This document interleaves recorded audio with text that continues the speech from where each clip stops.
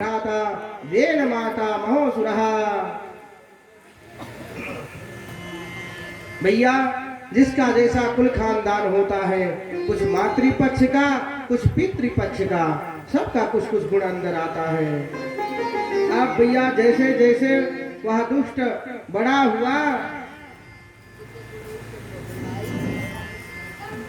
वैसे अंग महाराज तो बहुत बड़े धर्मात्मा थे, अनेक यज्ञ उन्होंने जीवन में किया था, खूब दान धर्म किए, परंतु हमीशींश्च भूयमानानि नाते गृहन्ति देवताः। कहते हैं ये जब प्रकट हुआ ना,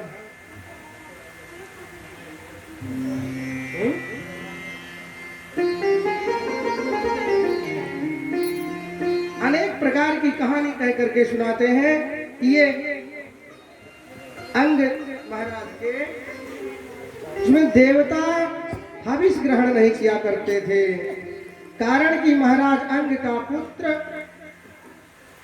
नहीं था, इसलिए अब इसके उपरांत महाराज ने भगवान विष्णु का पुरोडास आदि से हवन किया। पुरोडास क्या होता है? इस काल की यज्ञों में ये सब विधि नहीं होती है, कहीं कहीं कुछ परंपराएं दो चार जगह देश में है जहां पर इसका उपयोग होता है।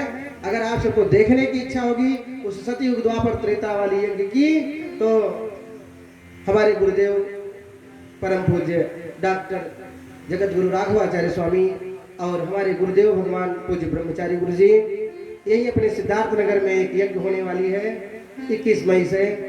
उस सब में सारी विधियां देखने को मिलेंगी, लाखों जनता वहां पर जुटने वाली है केवल देखने के लिए, क्योंकि कहीं अन्यत्र नहीं होती है। तो ये सब भैया पुरोडास आदि का हवन किया, तब स्वर्ण पात्र में खीर लेकर के भगवान यज्ञ पुरुष प्रकट हुए और वह खीर महारानी को दे दी गई। उसी से समय आने पर बैन का जन्म हुआ। अब बचपन से ही उसमें अपने नाना के गुण आने लगे।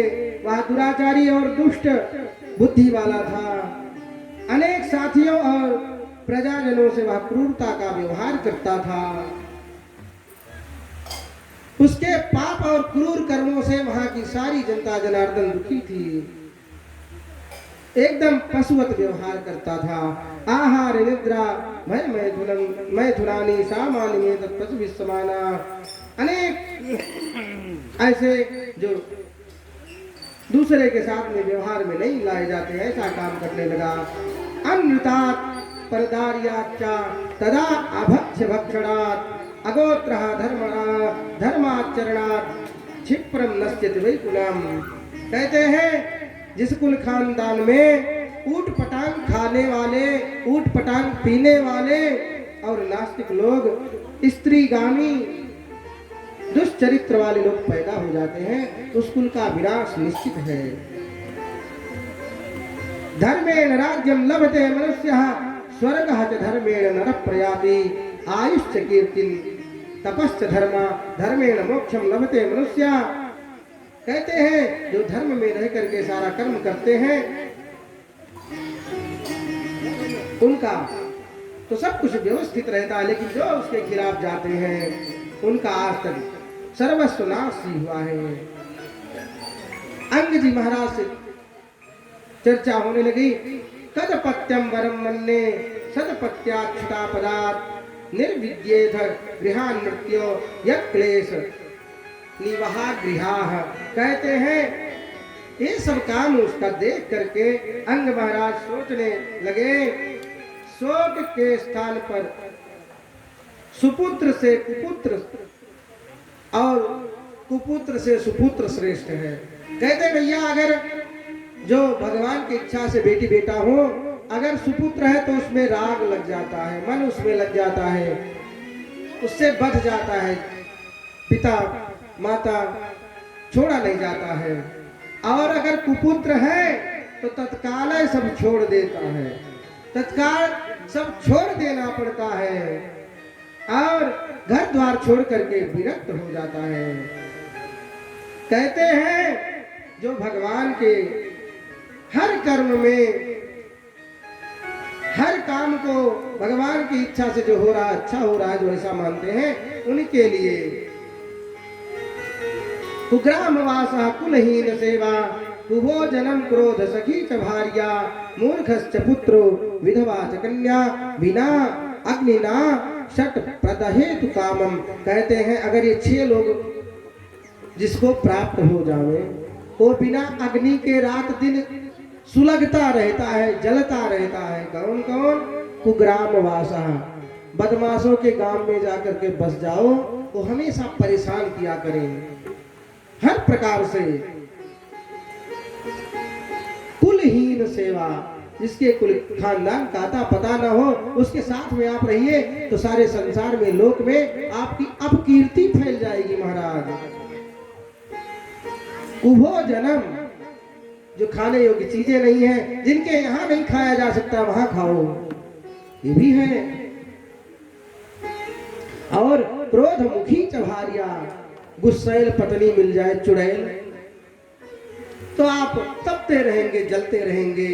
कह रहे हैं मूर्खश्च पुत्रो, मूर्ख पुत्र मिल जाए तो हर कदम पर आपको तबाह करता रहेगा, परेशान करता रहेगा।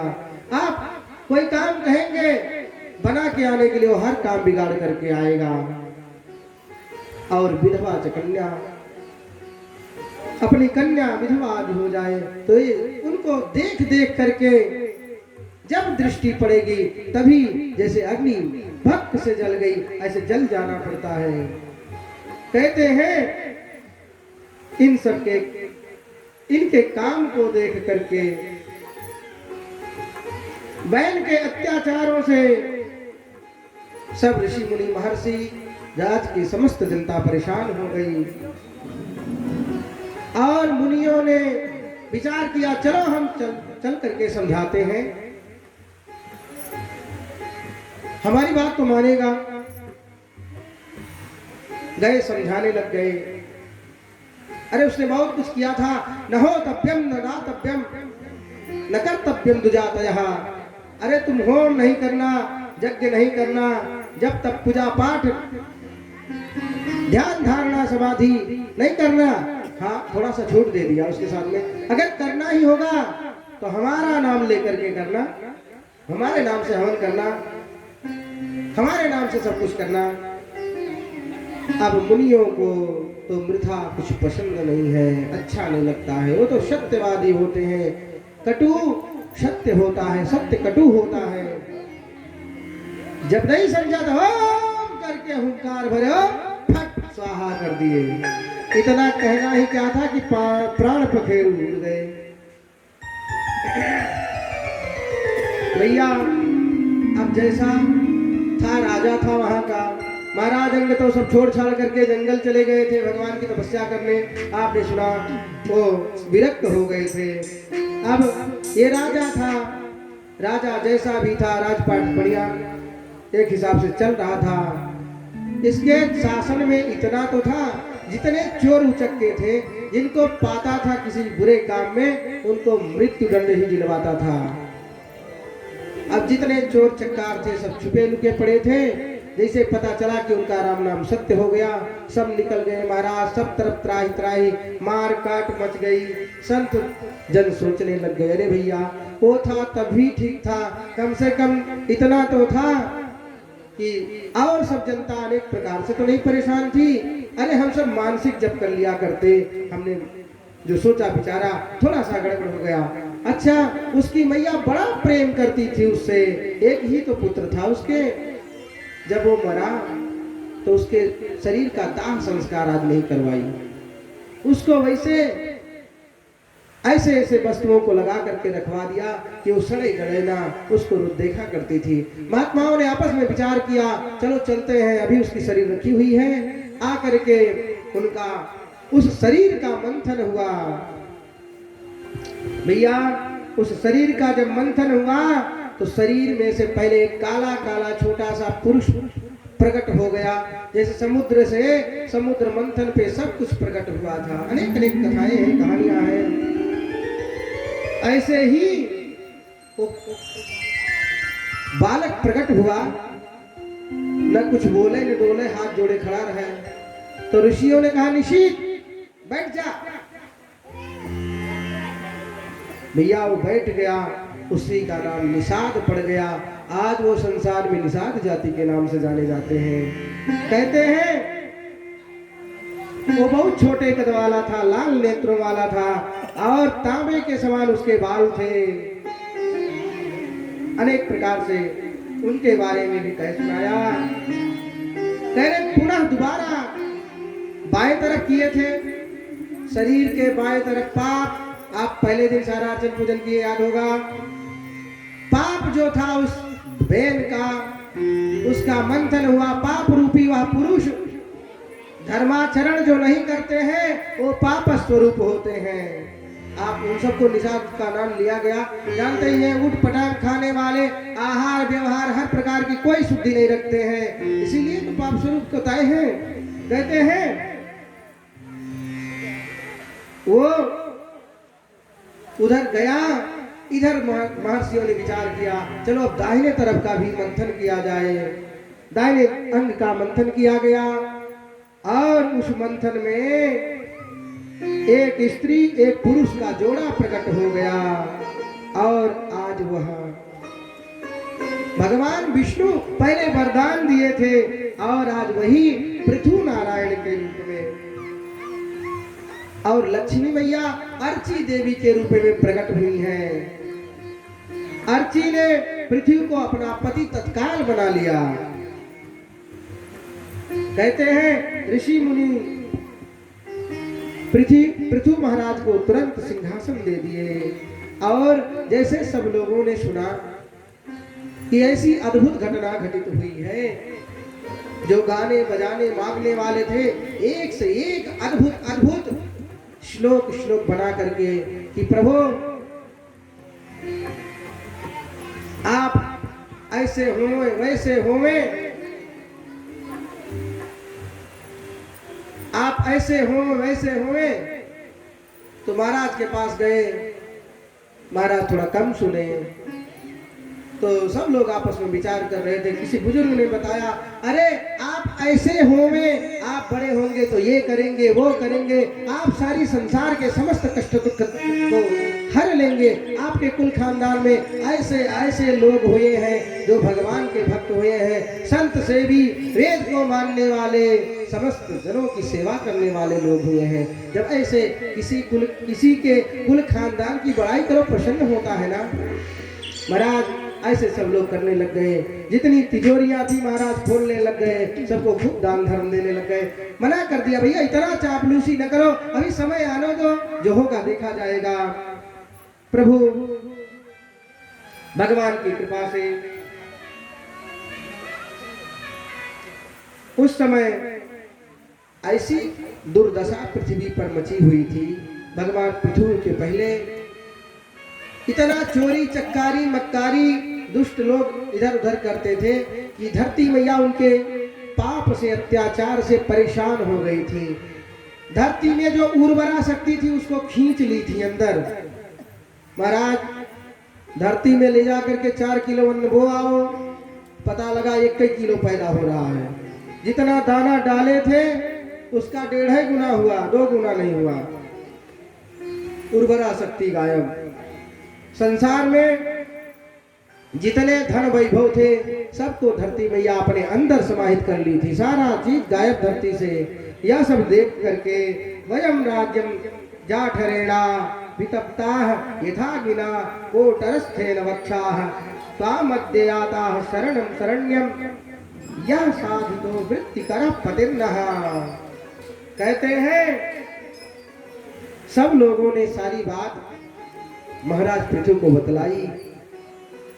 वो तुरंत धनुष बाण लेकर के तैयार हो गए कि पृथ्वी तू ऐसा गलत काम कर रही है, हमारे राज में सब लोग भूखों मरने लग गए हैं।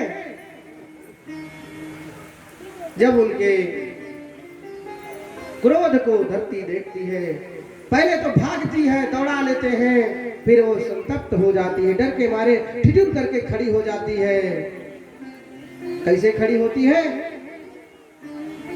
गाय के रूप में।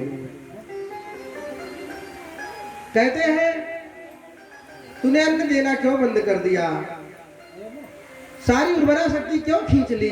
तो कहती ऐसा ऐसा अत्याचार हुआ, मैं नहीं इसको सहन कर सकती कि दुष्ट लोग इसका उपयोग करें, उपभोग करें। तो बातचीत हुई, भगवान की ही पत्नी धरा है, वही मान गई। कहीं ऐसा करो, आप तो धर्मात्मा हो। उवाच तम महाभागा धर्म ज्ञापन वत्सला त्राहि मामहि भूतानां पालने वस्थितो भवान। हे धर्मज्ञ, हे शरणागत वत्सल, हे समस्त जीवों की रक्षा करने वाले, मैं तुम्हारी शरण में आ गई हूँ, क्यों मारना चाहते हो मुझे? पृथु भगवान बोले तू यज्ञ से भाग लेती है, अन्न नहीं देती है, जीवों को भूखे मारना चाहती है, मैं तेरा वध ही करूंगा, यही तेरे लिए उचित है। अनेक प्रकार से अनेक बात हुई।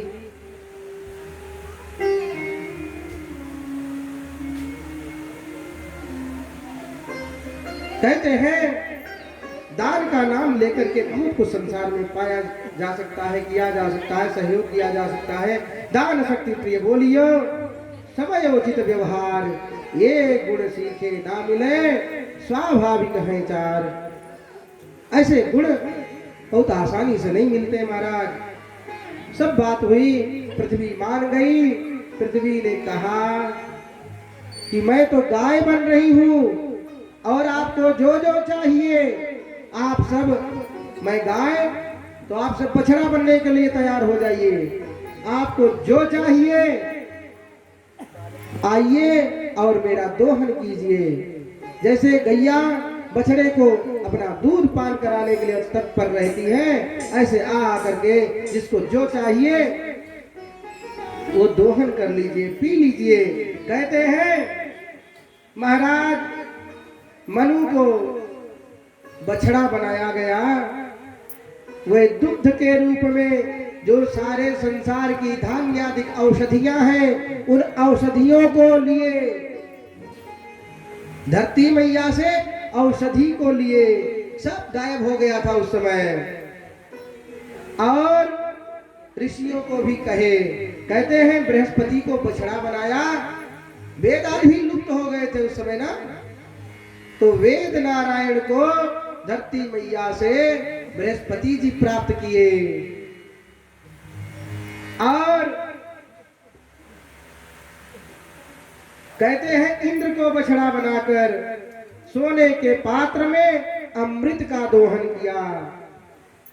असुरों ने प्रहलाद जी को बछड़ा बना करके लोहे के पात्र में आसों, जानते हैं हमारे यहाँ जो भक्त मूर्ति होते हैं वो आसों नहीं ग्रहण करते हैं।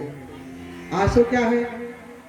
आजकल बहुत सारे ऐसे दवा मार्केट में उपलब्ध है बाजार में, जो आसो विधि से बनते हैं। आसो विधि जो मदिरा बनाने की विधि है, शराब बनाने की विधि है, सड़ा करके फिर उसको गर्म आदि करके किसी माध्यम से खींचते हैं, तो सड़ा होने के कारण वैष्णव लोग सड़ी चीज नहीं ले सकते हैं। और भी उसके बारे में बहुत कुछ है, लेकिन उसको नहीं कहना चाह रहा हूं। तो उस विधि के द्वारा बनी हुई दवा भक्त लोग नहीं लेना चाहते क्योंकि वो तामसी है।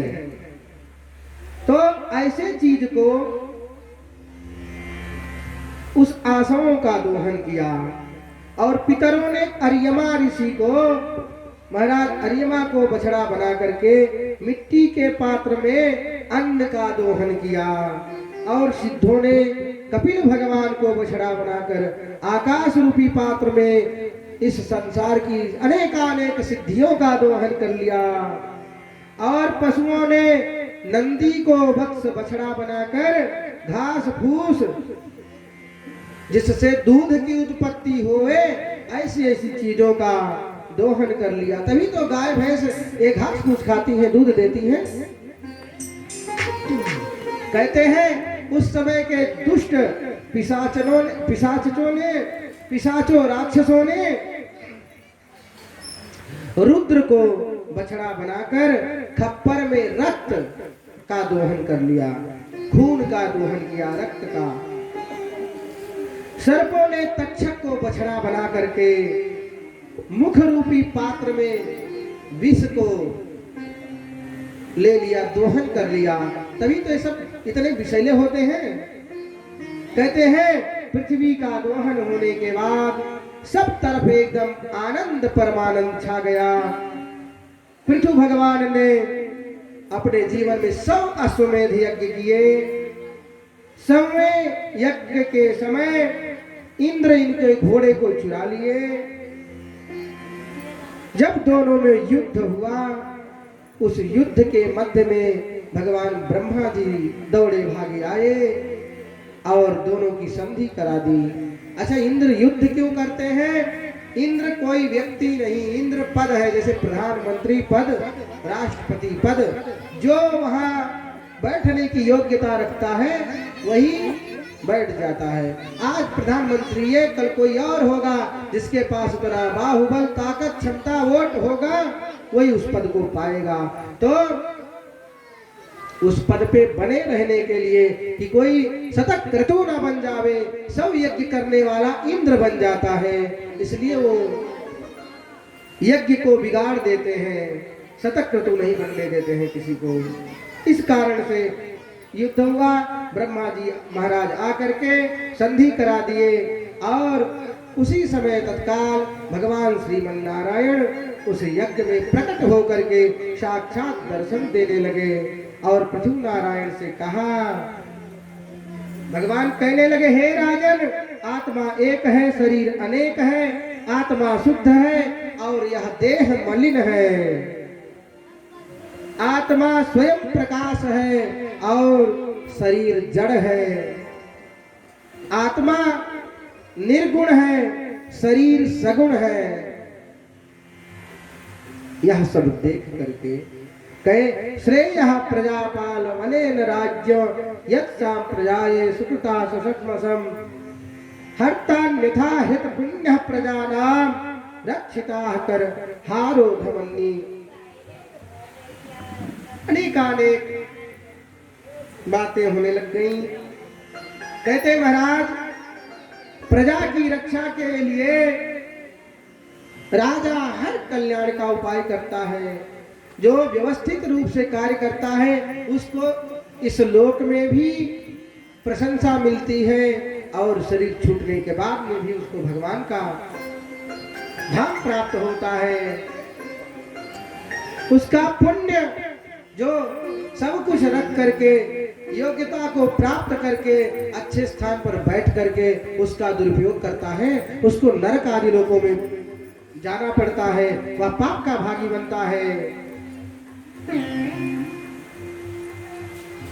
कहते हैं आत्मा तो अविनाशी है, शरीर नाशवान है। गीता जी में भी भगवान कहते हैं, हर जगह है मिल रहा है, मोह सकल व्याधि कर मूला तिनते पुनि उपजहि बहुशूला सत्यम ब्रूहि। कहते हैं वासांश जीर्णानि यथा विहाया। आप सब लोग सुने होंगे, पहले के पाठों में रहा करता था, वासांश जीर्णानि यथा विहाया नवानि गृह्णाति नरो पराणि। ये शरीर तो कपड़े के समान आत्मा बदलती रहती है। जैसे हमारा कपड़ा फटता है, बदल लेते हैं, वैसे ही आत्मा इस शरीर को बदल लेती है, दूसरे जगह चली जाती है। क्योंकि आत्मा जो है वो परमात्मा तत्व से आया है। अनेक अनेक प्रकार का यहाँ पर केशाग्रसत भागस्या सदान सह सततात्मकः जीवः सूक्ष्म स्वरूपोऽयं संख्यातीतो चित्कलम। कहते हैं श्वेत श्वेतरोपनिषद में आत्मा कितनी बड़ी है इसकी चर्चा की गई है। कहते हैं केशाग्र शतभागा नाम, जो ये हमारा बाल है ना, उसका अग्रभाग कितना मोटा है, उसका 100वां भाग बाल के आगे वाले भाग का। जड़ थोड़ी मोटी होती है बाल की, और पुलई जो है बहुत पतली होती है। जो पुलई पतली होती है, उस पुलई के 100वें भाग को शतांशः सात्रिशात्मकः कहते हैं महाराज। उस नोक को भी 10,000वें भाग में परिवर्तित कर दो, उसके बराबर आत्मा होती है। कहते हैं इस शरीर में इन सब में क्यों मोह करते हो, इन सबको त्याग दो। जय श्री राधे। ए तन कीमती है मगर है विनाशी, कभी अगले क्षण के भरोसे न रहना, निकल जाएगी छोड़ काया तो पल में, सदा सांस धन के भरोसे न रहना। जब हंस अकेला उड़ जाएगा, खाली पिंजड़ा पड़ा रह जाएगा। चोरी चोरी राम चोरी चोरी हाय हाय चोरी चोरी। जब हंस अकेला उड़ जाएगा, जब हंस अकेला उड़ जाएगा, खाली पिंजरा पड़ा रह जाएगा। चोरी चोरी हाय हाय चोरी चोरी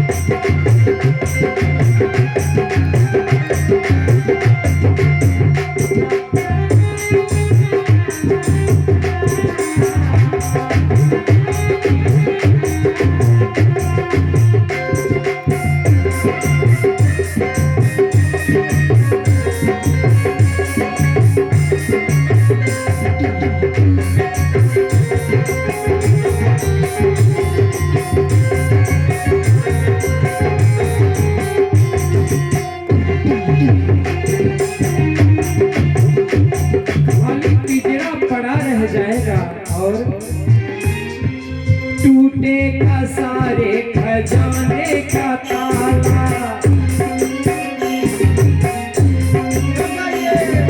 टूटेगा सारे खजाने का ताला। भाई बहने और पिता पुत्र वाला, भाई बहने और पिता पुत्र वाला, तेरे साथ में कोई नहीं जाएगा, तेरे साथ में कोई भी नहीं जाएगा। खाली पिंजरा बना रह जाएगा। चोरी चोरी हाय हाय चोरी चोरी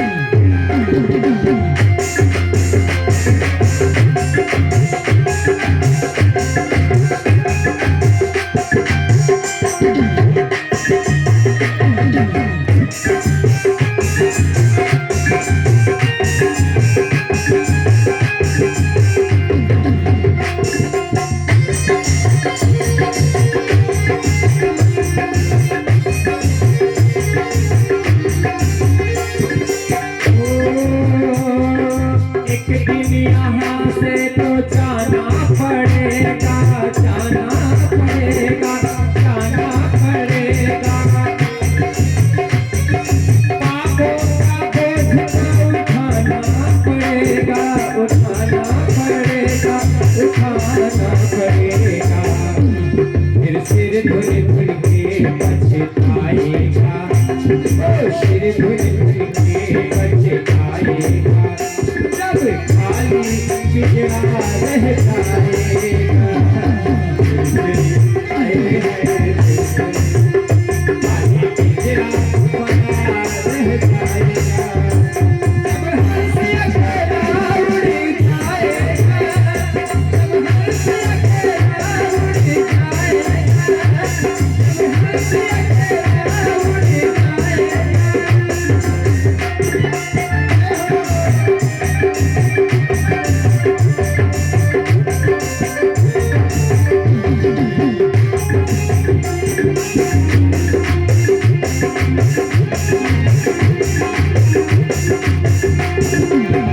आओ प्यारे दिल करी करे चरिता, आओ प्यारे मिलके करे हर का चरिता।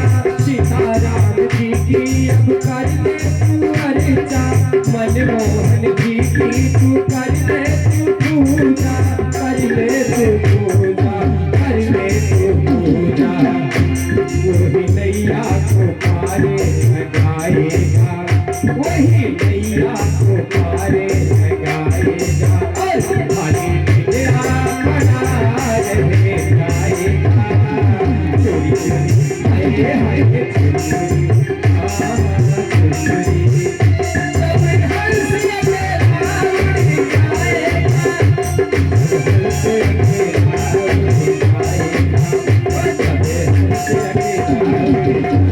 हंस अकेला उड़ जाएगा। खाली पिंजरा बना रह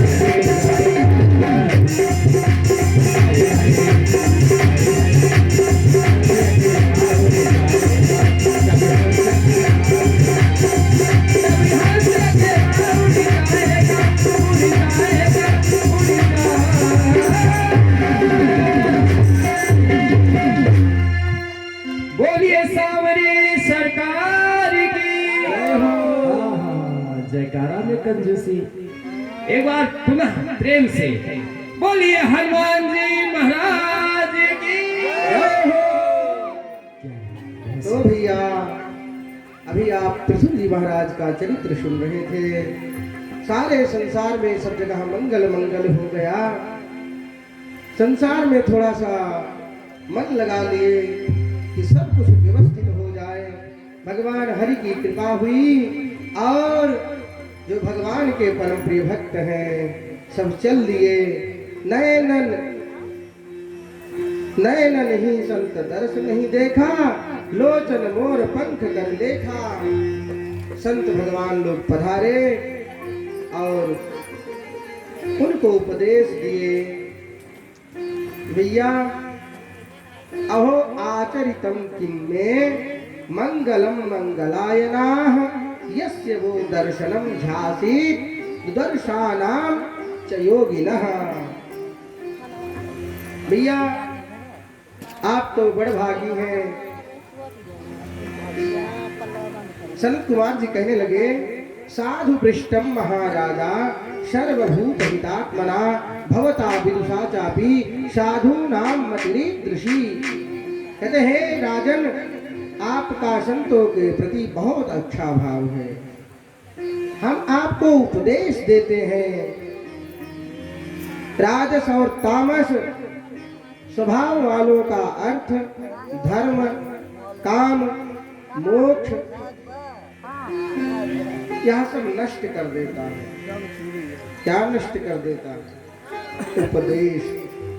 धर्म शास्त्रों में पुराणों में कल्याणकारक उपदेशों के माध्यम से शरीर में अनासक्ति भाव एवं ब्रह्म स्वरूप आत्मा के बारे में बहुत कुछ बतलाया गया है।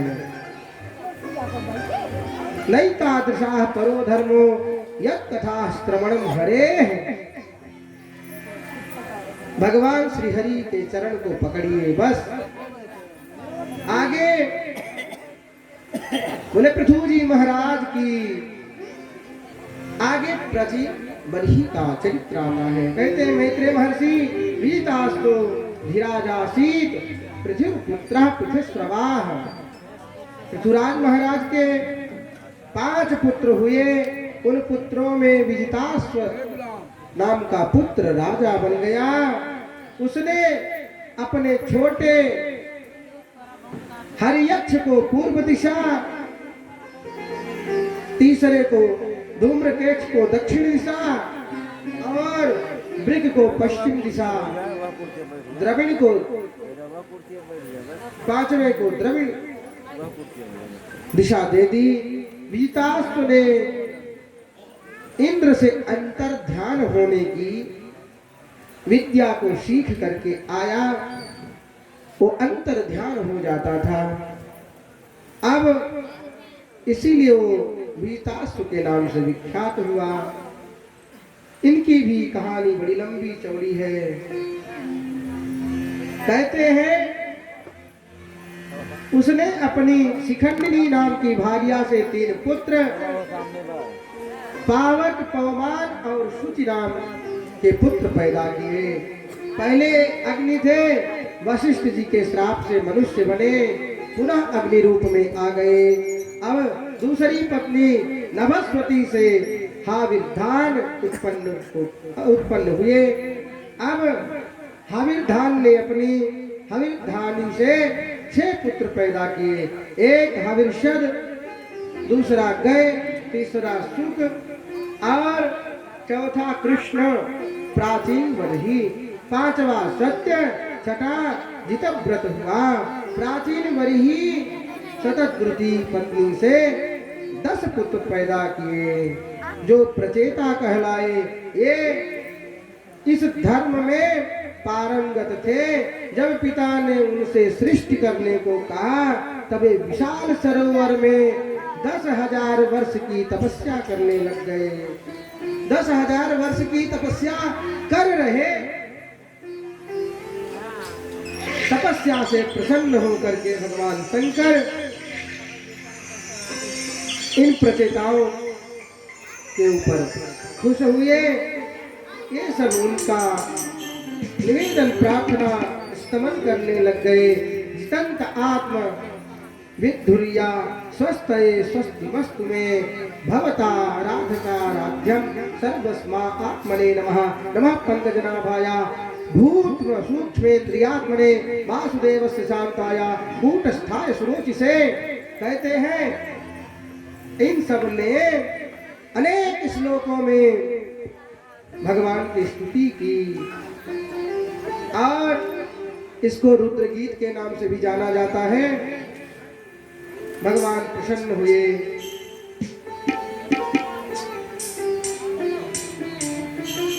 प्रचेता 10,000 वर्ष तक तपस्या करते रहे, तब भगवान प्रसन्न हुए। अब प्रचेताओं को आशीर्वाद दिए और बोले, हे प्रचेताओं, तुम कंड ऋषि से उत्पन्न प्लोमचा नाम की अप्सरा की कन्या मारिशा से, जिसे वृक्षों ने पाला पोषा है, विवाह कर लो, उससे तुम्हारे श्रेष्ठ पुत्र होगा। पृथुपुत्र विजितास्व की पत्नी से हविर्धान उत्पन्न हुए। उनके 6 पुत्र हुए। उनमें से एक कृष्ण नाम का प्राचीन वरही हुआ। नारद जी ने जब प्राचीन वरही के कर्मों में आसक्त देखा तो उनके पास जाकर ज्ञान का उपदेश किया। प्राचीन वरही बोला, प्रभु अब मुझे ऐसा उपदेश दीजिए जिसमें मैं कर्मों की आसक्ति से मुक्त हो जाऊं। तो नारद जी बताने लग गए, राजन, तुमने शिकार खेलते समय हजारों जीवों को मार मार करके खत्म कर दिया है और वो बड़ी बड़ी सींग वाले सब तुम्हारी प्रतीक्षा कर रहे हैं। कह रहे हैं जीवों को तुमने मारा है, जब तुम मरोगे तब वे तुमको भी भाई वो मर गए हैं तो उनको वहां लौह वाली शरीर मिली है, सींग मिली है, उसी से तुमको मारेंगे। तुमको एक मैं बहुत पुरानी कथा सुनाता हूँ। कहते हैं आसीत पुरंजनो नामा राजा राजन बृहक्षवाह। प्राचीन काल की बात है, एक अत्यंत वैभवशाली पुरी पुरंजन। अच्छा भैया, इसका महात्म्य से हम सुना डाले मन कर रहा है। गीता जी का एक श्लोक पकड़िए। नव द्वारे पुरे देही नैव कुर्वन् नकारयन् नकर्तृत्वं न कर्माणि लोकस्य सज्जते प्रभो। जो भाव यहाँ है इस कहानी का, यही भाव वहाँ है भैया। वो जो पुरंजन है, पुरंजन जीव है, पुरंजन नाम का राजा था और उसका अभिज्ञात नाम का सखा था, मित्र था। अभिज्ञात परमात्मा है और पुरंजन जीवात्मा है। परमात्मा जीवात्मा दोनों आपस में मित्र हैं। परमात्मा जीवात्मा दोनों आपस में मित्र हैं, दोनों खेल खेलते हैं। जीवात्मा पहले परमात्मा जीवात्मा में बात होती है। कहते भैया पहले तुम छुपो, लुका छुपी का खेल खेलते हैं, पहले तुम छुपो फिर मैं छुपूंगा। अब भैया अभिज्ञात नाम का जो मित्र था वह अपने लिए स्थान ढूंढने लगा। हिमालय के दक्षिण शिखर पर 9 दरवाजों वाला सब सुविधाओं से युक्त एक सुंदर नगर बसा था। वहां उस नगर के बाहर एक बगीचा था, उसमें चंदन के वृक्ष लगाए गए थे। लताएं, शब्द करते पक्षी, भंवरे के झुंड घूमते रहते थे। अनेक जलाशय थे उसमें। पुरंजन ने एक सुंदर स्त्री को देखा, उसके साथ 10 नौकर और उन नौकरों की 100 स्त्रियां उसकी रक्षा। एक 5 फण वाला नाग करता था, सर्प करता था। षडषोडशी अपने लिए, षडषोडशी मतलब वो जो कन्या थी वो 16 वर्ष की थी। वो हाथ में बरमाना लिए अपने लिए पति ढूंढ रही थी। उसने इसको देखा, पुरंजन को देखा। काशित्वम तात्वं पुरंजला पाक्षी कस्यासीत् कुतः सती इमामुपपुरी भीरु किम चिकीर्षसि संसमे। कहते हैं जब ये पुरंजन उस स्त्री को देखा, महाराज देखते ही तुरंत आसक्त हो गया, बेमोहित हो गया, प्रेमी बन गया। कहता है आप कौन है सुंदरी, कहां से आई हो, कैसे रहती हो। अनेक प्रश्न कर डाले। इस नगर में तुम्हारे साथ कौन पुरुष है, अरे तुम्हारा ब्याह भी हुआ है कि नहीं। सुंदरी से अनेक प्रश्न कर डाले। सुंदरी कहती है नहीं, मेरा विवाह नहीं हुआ है। ये जो सब दिख रही है मेरी सखियां हैं, सहेलियां हैं और सब मेरे नौकर चाकर हैं। जो 5 फण वाला देख रहे हो ना, ये हमेशा मेरी रक्षा करता रहता है। मेरा जो यह किला है ना, यह एकदम अभेद किला है, मस्त किला है। उत्तर दक्षिण में अनेक दरवाजे लगे हैं। उस सुंदरी की तरफ पुरंजन पूर्ण तरीके से आकर्षित हो गया। भैया यह जो पुरंजन है यह जीव है और जो अभिज्ञात है वह परमात्मा है, भगवान है। वो गायब हुए थे, ये जीवात्मा परमात्मा को खोजना चाहती है। और जो आप देख रहे हैं ये शरीर है, ये जो 9 द्वार है, 9 द्वार है शरीर के, ऐसे 9 अंग हैं। देखिए 1 2 3 4 5 ऐसे और भी छिद्र वाले द्वार हैं शरीर में। 9 द्वारे पूरे देही, इस देह में, शरीर में 9 द्वार है। इसी में वो 5 फण वाला नाग भी है। ये जो कन्या की चर्चा हो रही है, यही मन जो है वह कन्या है। और भैया इस नगर में जो दरवाजे आदि हैं, यही जो हमारी हाड़ मांस है, यही बड़े बड़े दीवारें हैं सब दिशाओं की। और जैसे संसार में चिड़िया उड़िया चहकती रहती हैं, भौरे गुनगुनाते रहते हैं, ऐसे हमारे अंतःकरण में भी आवाजें आती हैं। हमारे अंतःकरण में भी जलाशय है। अरे छोटे मोटे बहुत स्थान तालाब की तरीके हैं जहाँ पर जल भरा रहा करता है। और यही जो हमारी 10 नौकर कौन है, जो हमारी 10 इंद्रियां हैं, और 100 स्त्रियां उनकी कौन सी है, जो हमारे मन में क्षण प्रतिक्षण अनेक अनेक प्रकार के विचार प्रवृत्तियां आवृत्तियां आती रहती हैं, वही है। कहते हैं उसकी रक्षा करने वाला वह 5 फण वाला नाग कौन है। कहते हैं ये जो प्राण है ना, प्राण, यही वह नाग है। 5 प्राण है ना, प्राण अपान व्यान उदान समान, ये 5 प्राण है ना, यही वह 5 प्राण है। तो ऐसे ही सुंदरी से सारा चरित्र उसने पूछ डाला। कहते भैया और भी बहुत कुछ वहां दिखा। क्या दिखा? वहां 365 पुरुष और 365 स्त्रियां दिखी, जो इन सबके सेना में युद्ध लड़ने वाले थे और युद्ध लड़ लड़ करके जीत जाते थे महाराज। कहते हैं ये 365 स्त्री पुरुष कौन है? अरे जरा है, मृत्यु है, बुढ़ापा है। ये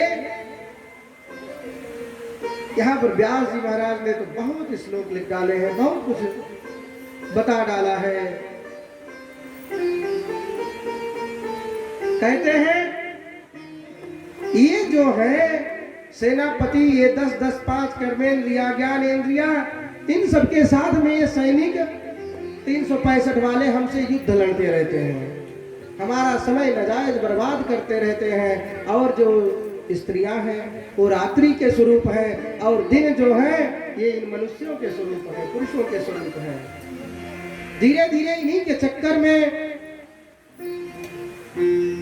हमारा पूरा जीवन बीत जाता है। और जरा देवी आती है, आक्रमण करती है। वो 5 फल वाला जो नाग है ना, प्राण अपान व्यान उदान समान, वो हमारी रक्षा नहीं कर पाता है, वो ही बुजुर्ग बुढ़ा हो जाता है। इन सबको भोगते भोगते भोगते भोगते शक्ति क्षीण हो जाती है। इस शरीर से जब तक तपस्या नहीं की जाती है, पुण्य की कमी होती है, आत्मा बलिष्ठ नहीं रह जाती है। एक दिन जरा मृत्यु आकर के आक्रमण करती है और मार करके सब खत्म कर देती है। और बहुत सारे भाव हैं, अनेक अनेक भाव प्रकट किए हैं। कहते हैं स्वप्न में जैसे किसी का पुत्र मर जाए, जगने पर उसे अपार दुख होता। शंकराचार्य जी ने ऐसा मत दिया है। और जगने पर अपार दुख होता है, भले से स्वप्न में ही वह देखा था, परेशान हो जाता है। लेकिन जब उसकी बुद्धि व्यवस्थित होती है, एकदम चेतनावस्था में आता है जब, तो सारा दुख मिट जाता है आंख खुलते ही। यदि पुनः उसे सर्प काट जाए, खा जाए, तो उसका दुख ज्यों का त्यों हो जाएगा। ऐसे अनेक प्रकार से कह करके समझाते हैं। तो भैया अपने जीवन का समय न बर्बाद करते हुए भगवान के भजन में, कथा में लग जाओ। अनेकों अनेक प्रकार से कह समझाते हैं। आगे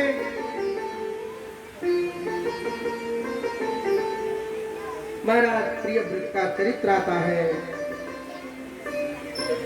नाभिपुत्र भगवान ऋषभ देव का चरित्र आता है। ऋषभ देव महाराज कोटि तक कर्म राजर से नाभे नत्वा चरे कुमार आपत्यात्मा दाग्यस्या हरिशुद्धेन कर्मणा। कहते हैं राजर्षि नाभि के द्वारा किए गए कार्य को कोई झुठला नहीं सकता है। जिनके यज्ञ को जो पुत्र प्राप्ति के लिए किया गया था, ऋत्विजों ने किया तो प्रसन्न होकर भगवान श्री हरि ने दर्शन दिया, वरदान मांगने को कहा। तब पंडित लोग बोले, हे प्रभु, राजर्षि नाभ आप जैसा ही पुत्र चाहते हैं, पुत्रोत्पत्ति की इच्छा रखते हैं। तो ऋषभदेव भगवान आप सरस खोयो कहु जाई, निप तव तने होब जो आप शरीर से खोजो कहाँ जाई, आप शरीर से खोजो आप शरीर से आप शरीर से खोजो कहाँ जाई, निपता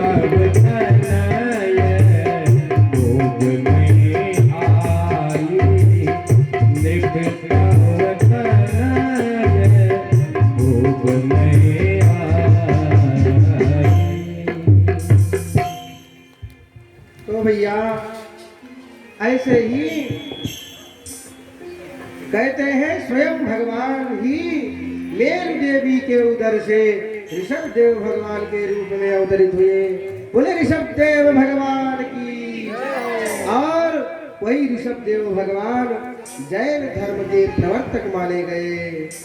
बड़ा होने पर नाभि महाराज ने ऋषभ देव को राज सिंहासन पर आसीन कर दिया। सर्व समर्थ ऋषभ देव से ईर्ष्या करके एक बार इंद्र ने वर्षा नहीं की, तो ऋषभ देव ने अपनी योग माया से, तपस्या से सारे खंड में वर्षा करवा दी। अपने पुत्र के इस अलौकिक कार्य को देख करके नाभि महाराज को बहुत हर्ष हुआ, बड़े प्रसन्न हुए। अब तो राज्य का सारा भार ऋषभ देव को दे करके मेरु देवी के साथ वन में तपस्या करने के लिए चले गए। ऋषभ देव ने इंद्र द्वारा दी गई जयंती नाम की कन्या से विवाह कर लिया। इंद्रदेव लज्जित हो गए, वर्षा नहीं किए थे। इनके योग माया को देख करके अपनी कन्या से विवाह कर दिया, जिससे 100 पुत्र पैदा हुए। सबसे बड़े पुत्र का नाम भरत हुआ। इसी के नाम पर अजनाब खंड का नाम रखा गया, जिसको आज हम भारत के नाम से जानते हैं।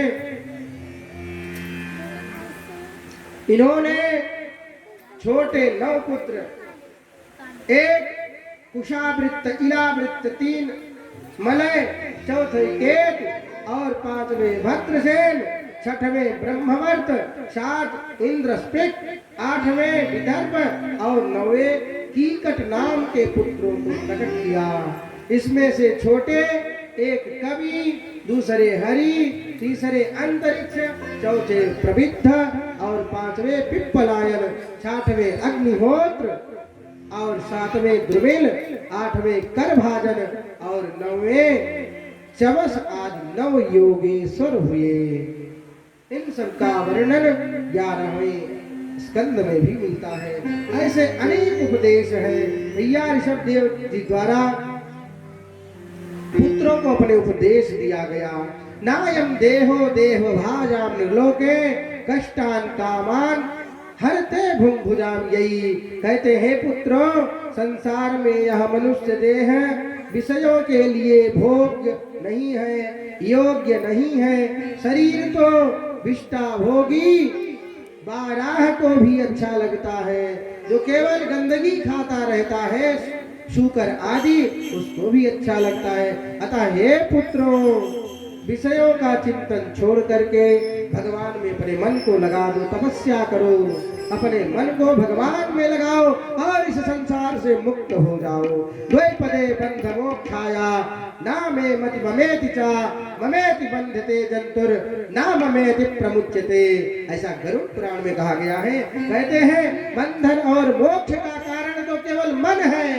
मन एव मनुष्याणाम जीवनम बंधन मोक्षयोः। मन तो मनुष्य को बंधन में डाल देता है। गुणा गुणेषु वर्तन्ते, कहीं आपने गुण को देखा, दोष को देखा तो उसकी चर्चा, गुण को देखा तो उसके दीवाने हो गए। अनेक अनेक ऐसे काम हो जाते हैं जिनको देख करके हम सब लोग उसी में बस जाते हैं। कहते हैं गुरु सा स्यात्, गुरु न स स्यात्, स्वजनो न सा स्यात्, पिता न स स्यात्, जननी न सा स्यात्, दैवं न तत् स्यात्, न पतिः न सा स्यात्, मोचयेत्यः समुपेत मृत्यु। कहते हैं वो अपने सगे सगे नहीं है। कौन? गुरु गुरु नहीं है, स्वजन स्वजन नहीं है, पिता पिता नहीं है, पुत्र पुत्र नहीं है, माता माता नहीं है, देवता देवता नहीं है, पति पति नहीं है। और कौन? किस कारण से? पतिः न स्यात्, मोचयेत्, जो इस संसार सागर से स्वर्ग आदि लोगों को जाने के लिए हमको प्रेरित नहीं करता है, धर्म मार्ग पर हमको चलाता नहीं है, ऐसे लोग किसी काम के नहीं हैं। एकदम स्पष्ट करके बताते हैं। जो मृत्यु के भय से त्रस्त मनुष्य को धक्का मार करके, धकेल करके जबरदस्ती धर्म कर्म आदि में न लगा देवे। यदा मनोहित ग्रंथिस् तस्य कर्मानुबद्धो। कहते हैं जो हमारे जीवन में जबरदस्ती हमसे धर्म कर्मादि करा लेते हैं वही हमारे स्वजन है। कृतांत पाषाण विमोक्त मुष्यान। श्रुति कहती है, श्रुति पुराण सब ग्रंथ कहाही, रघुपति भगति बिना सुख नहीं। भैया भगवान की भक्ति के बिना संसार में कोई सुख नहीं है।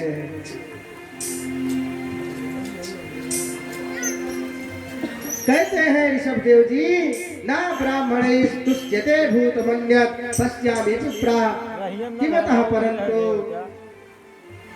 भैया ब्राह्मणों के समान मैं किसी को नहीं जानता हूं जो अपना पूरा जीवन अध्ययन में, अध्यापन में, दान करने में, दान लेने में, यज्ञ करने में, यज्ञ कराने में लगा देते हैं। अनेक अनेक उदाहरण दे रखा है। ऋषभ देव जी महाराज, उनके आगे का वंश वर्णन हो रहा है। कहते हैं भ्रतस्तु महा भागवतो यथा भगवता वनिता वनिता तस्याया। कहते हैं पिता ने जब पृथ्वी पालन में नियुक्त किया तब उनकी ही आज्ञा से विश्वरूप की पुत्री पंचजनी से विवाह किया। इससे 5 पुत्र उत्पन्न हुए। एक सुमति, राष्ट्रभृत, सुदर्शन, आवरण और 5वें धूम्रकेतु। भरत ने अपनी प्रजा का पालन पुत्रवत किया, जैसे पिता अपने पुत्र की सब मनोकामना इच्छा पूरी करता है। इस प्रकार से महाराज भरत ने सदाचार युक्त जीवन को जिया। अनेक यज्ञ धर्म कर्म किए और सभी कर्मों को करते हुए भगवान को अर्पण कर दिए। कर नहीं करही राम पद पूजा, राम भरोसे हृदय नहीं पूजा। कहते हैं सत्संग करो, सत्संग करो तब आपको विवेक मिलेगा। और इस प्रकार भरत जी ने 1 करोड़ वर्ष तक प्रजा का पालन किया। फिर अपने पुत्रों के साथ में बातचीत करके पुत्र को राज बांट करके त्याग पूर्वक अपना राजपाट छोड़ करके गंडकी नदी के तीरे चले गए। और भगवान का गंडकी नदी कहाँ है? नेपाल में, जहाँ भगवान शालग्राम साक्षात मिलते हैं। शालग्राम शिलावारी प्रतिष्ठा नैव विद्यते। संसार में एक ही देवता है जिनकी कभी प्रतिष्ठा नहीं की जाती है। आप पाओ लेकर के आओ पूजा पाठ चालू। कोई पूजा पाठ नियम धर्म नहीं करना कराना, कोई खर्चा वर्चा नहीं। तो ऐसे भगवान को प्राप्त किए और वहीं पर घास फूस की झोपड़ी बना करके ध्यान धारणा समाधि करने लग गए और भगवान की बढ़िया से पूजा पाठ अर्चन धूप दीप नैवेद्य करते। त्वदीयं वस्तु गोविंद्या तुभ्यमेव समर्पये गृहाण सुमुखो भूत्वा प्रसीद परमेश्वरा। ऐसे कहते हैं भरत जी को।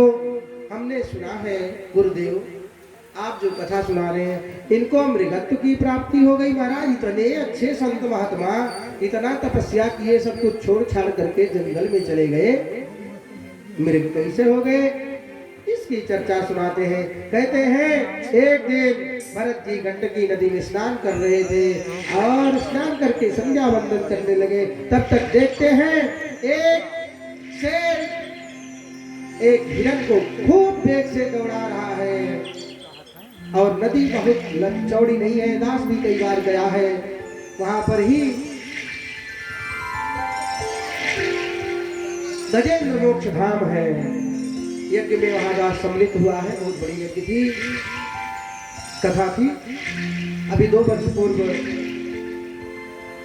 बहुत बड़ी नदी नहीं है, उस सिंह के दौड़ाने पर वह गर्भवती हिरणी इतना तेज भगी कि मैं बच जाऊं मेरा गर्भ बच जावे। उस नदी का पार करने के लिए छलांग लगा दिया। भैया वह हिरणी भगी, वह गर्भवती थी और उसका गर्भपात हो गया, गर्भस्राव होने लगा। वह बालक जो गर्भ में था उसी जल में गिर गया।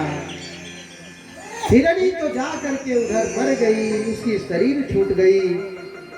इधर भरत जी देखते हैं उनको बड़ी दया आ गई, साधु भाव के थे। उसको देखा कि इसकी मैया नहीं है, इसका कोई नहीं संसार में, ले आकर के अपने यहाँ उसको कुछ खिलाने पिलाने लग गए। दया बिन संत कसाई, दया करी तो आफत आई। उन्होंने दया की, उसी दया के कारण महाराज उनको हिरण बनना पड़ा। कहते संतों का हृदय तो भक्ति से ज्ञान से प्रेम से वो तक प्रोत होता है, नवनीत के समान होता है। उनको करुणा आ गई, वे उसको ला करके अपने घर में रख लिए और उसको कुछ कुछ खिलाने लग गए। वे पूजा पाठ नियम धर्म करते, वो छोटा छोटा बच्चा बड़ा होने लग गया। वो पूजा पाठ करते रहते, पीछे से वो चाटता, जैसे गैया मैया अपने बच्चे का दुलार करती ऐसे वह उनके साथ में रहने लग गया, दुलार करने लग गया। वो उनको देखे तभी चैन आवे, उनका उसी बच्चे में मोह हो गया। कहते हैं एक दिन वो जब तप कर रहे थे और वहां हिरणों का झुंड आया, वो बच्चा अपनी सजाति को देखा, प्रजाति को देखा, वहां से बाहर निकला, उनके झुंड में गया और वो सब मार मार के उसको खून से लथपथ कर डाले थे। जो जंगली जानवर होते हैं वो पालतू को नहीं स्वीकारते हैं। अब इतना देखे महाराज जी उसके तरफ चल दिए कि देखते हैं कहां चला गया, मन नहीं लगा। अब देखते हैं कहां गया होगा, क्या किया होगा, कैसे होगा। इतने में उनकी उम्र पूरी हो गई महाराज। उम्र पूरी होते ही तुरंत शरीर छूट गई। उसी हिरण का चिंतन करते करते महाराज उनका महाप्रयाण हुआ था। अगले जन्म में हिरण का जन्म हो गया। कहते हैं अंत काल में भी रहा मृग शावक का ध्यान, पुनर्जन्म में मृग हुए राजा मोह निधान। मोह के कारण ही तो उनको हिरण होना पड़ा। अंते या मति सा गति। कल आप पुत्र के बारे में आपको सुनाया जा रहा था कि अंत समय में पुत्र लोग क्या करते हैं। जो वह जीवात्मा जो संसार से जाने वाला होता है सोचता है अगले जन्म में उसको वही हो जाना पड़ता है। कहते हैं यम यम वापि स्मरन् भावम त्यजन त्यन्ते कलेवरम। गीता जी में भगवान कह रहे हैं जो याद करते हुए जो जाता है यम यम वापि स्मरन् भावम त्यजन त्यन्ते कलेवरम तम तमेव वेति कौन्तेय सदा तद्भाव भाविता।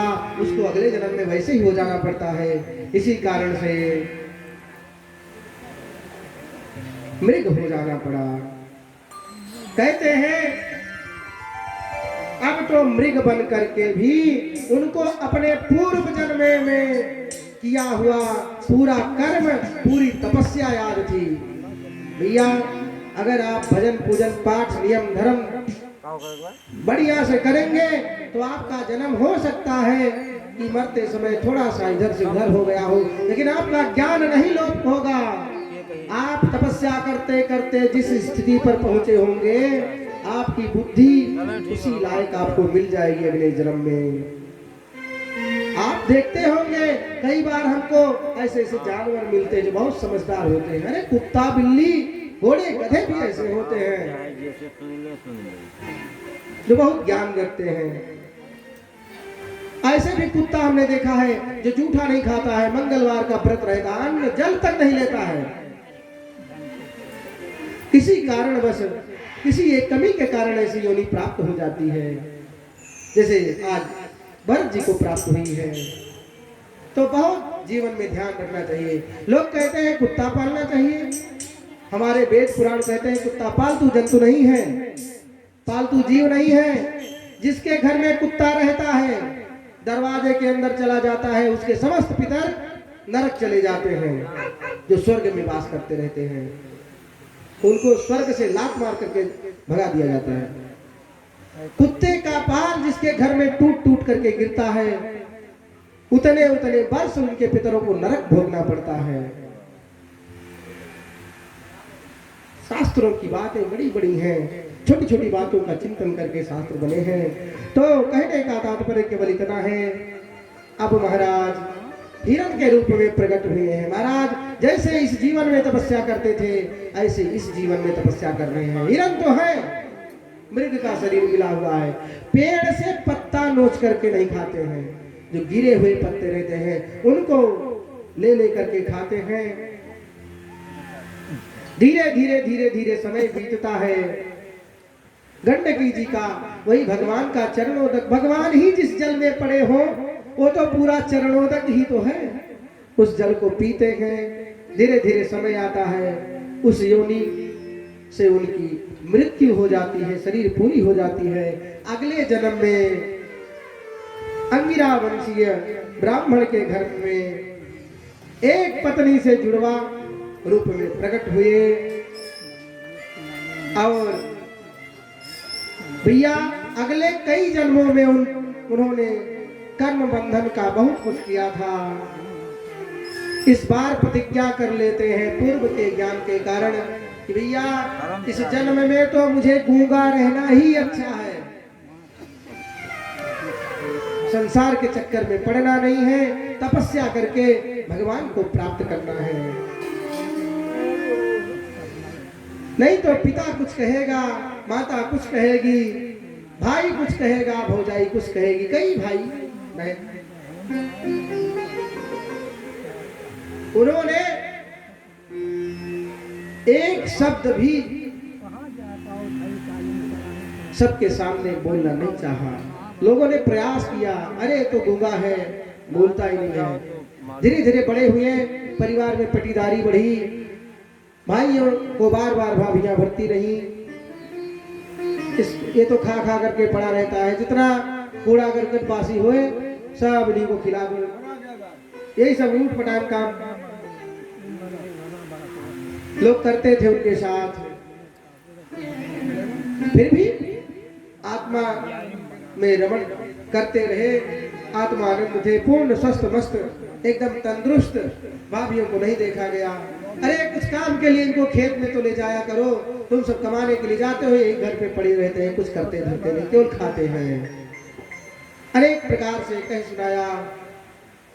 एक बार कहा जाए तो भाई कहता है अरे तू बहुत गलत कह रही है, तुझको ऐसा नहीं कहना चाहिए। लेकिन जब जो रोज रोज पेश होता रहेगा एक एक पिंच एक एक पिंच एक एक पिंच, तुम्हारी मैया तो बड़ी बेकार है, रोज लड़ती रहती है, ये कहती है वो कहती है, अनेक प्रकार से लोग लगाते बजाते फंसाते रहते हैं। धीरे धीरे व्यक्ति को आदत पड़ जाती है। महाराज भाइयों को भी धीरे धीरे विश्वास होने लग गया। बस खेत में लेकर के चल दिए। कुछ बोया गया था, चिड़िया चुप चुप करके खा रही थी। इनको बता दिया कि मैं चिड़िया भगाने के लिए लगाया हूँ, इसी को बजाते रहो, चिड़िया भाग जाएंगी। महाराज चिड़िया को भगाना था, एक दो बार बजा करके आवाज थोड़ी थोड़ी होती तो भक्ति समझा करके आए थे। अब ये बाबा लग गए, रातों दिन एक कर दिए। अब जब रातों दिन एक कैसी आवाज होने लग गई तो एक को चिड़िया न जावे, सब चिड़िया आया कि जितना जो भी खेत में था सब खाए गई। एक बार ये देखे अरे ऐसा काम नहीं करता, मारा चौपटा नाश कर दिया, कैसा है। अनेक अनेक बातें होने लग गई। फिर ऐसे कुछ दिन बीता, कहे ये सब काम नहीं कर पाता, अरे कुछ मोटा ही काम करा लो इससे, चलो मेड़े बनवा लो, खेतवे गुड़वा लो। लेकर के गए, थोड़ा सा गोड़ करके बताए उनको, कहीं कमाने खाने जाना था भैया को, ऐसे घोड़ो ऐसे घोड़ो, फावड़ा ऐसे चलाओ। महाराज वो बता करके चले गए। वापस शाम को लौट करके आए तो खेत को कुआं बना दिए थे। ताकत की कमी नहीं थी, चौड़ा खोद डाले घर में, खेत में पूरा गड्ढा कर डाले शाम तक। अब सब लोग परेशान हो गए, किसी काम का नहीं है। जो संसार के किसी काम का नहीं होता है वही तो भगवान के काम का होता है। ये सब देख देख करके उनको बड़ा बुरा लगा कि मैं तो जानबूझ करके कर रहा हूँ, लेकिन इन सबको इससे बड़ा दुख हो रहा है, ये सब परेशान हो रहे हैं, चलो सब छोड़ करके कहीं भाग लिया जाए। महाराज ये सब विचार करके भगवान का नाम लेकर के घर से भाग लिए। भगवान का ध्यान करके घर से चल दिए। जंगल में जा करके कुछ भगवान का भजन पूजन कर रहे थे। एक दस्यु राजा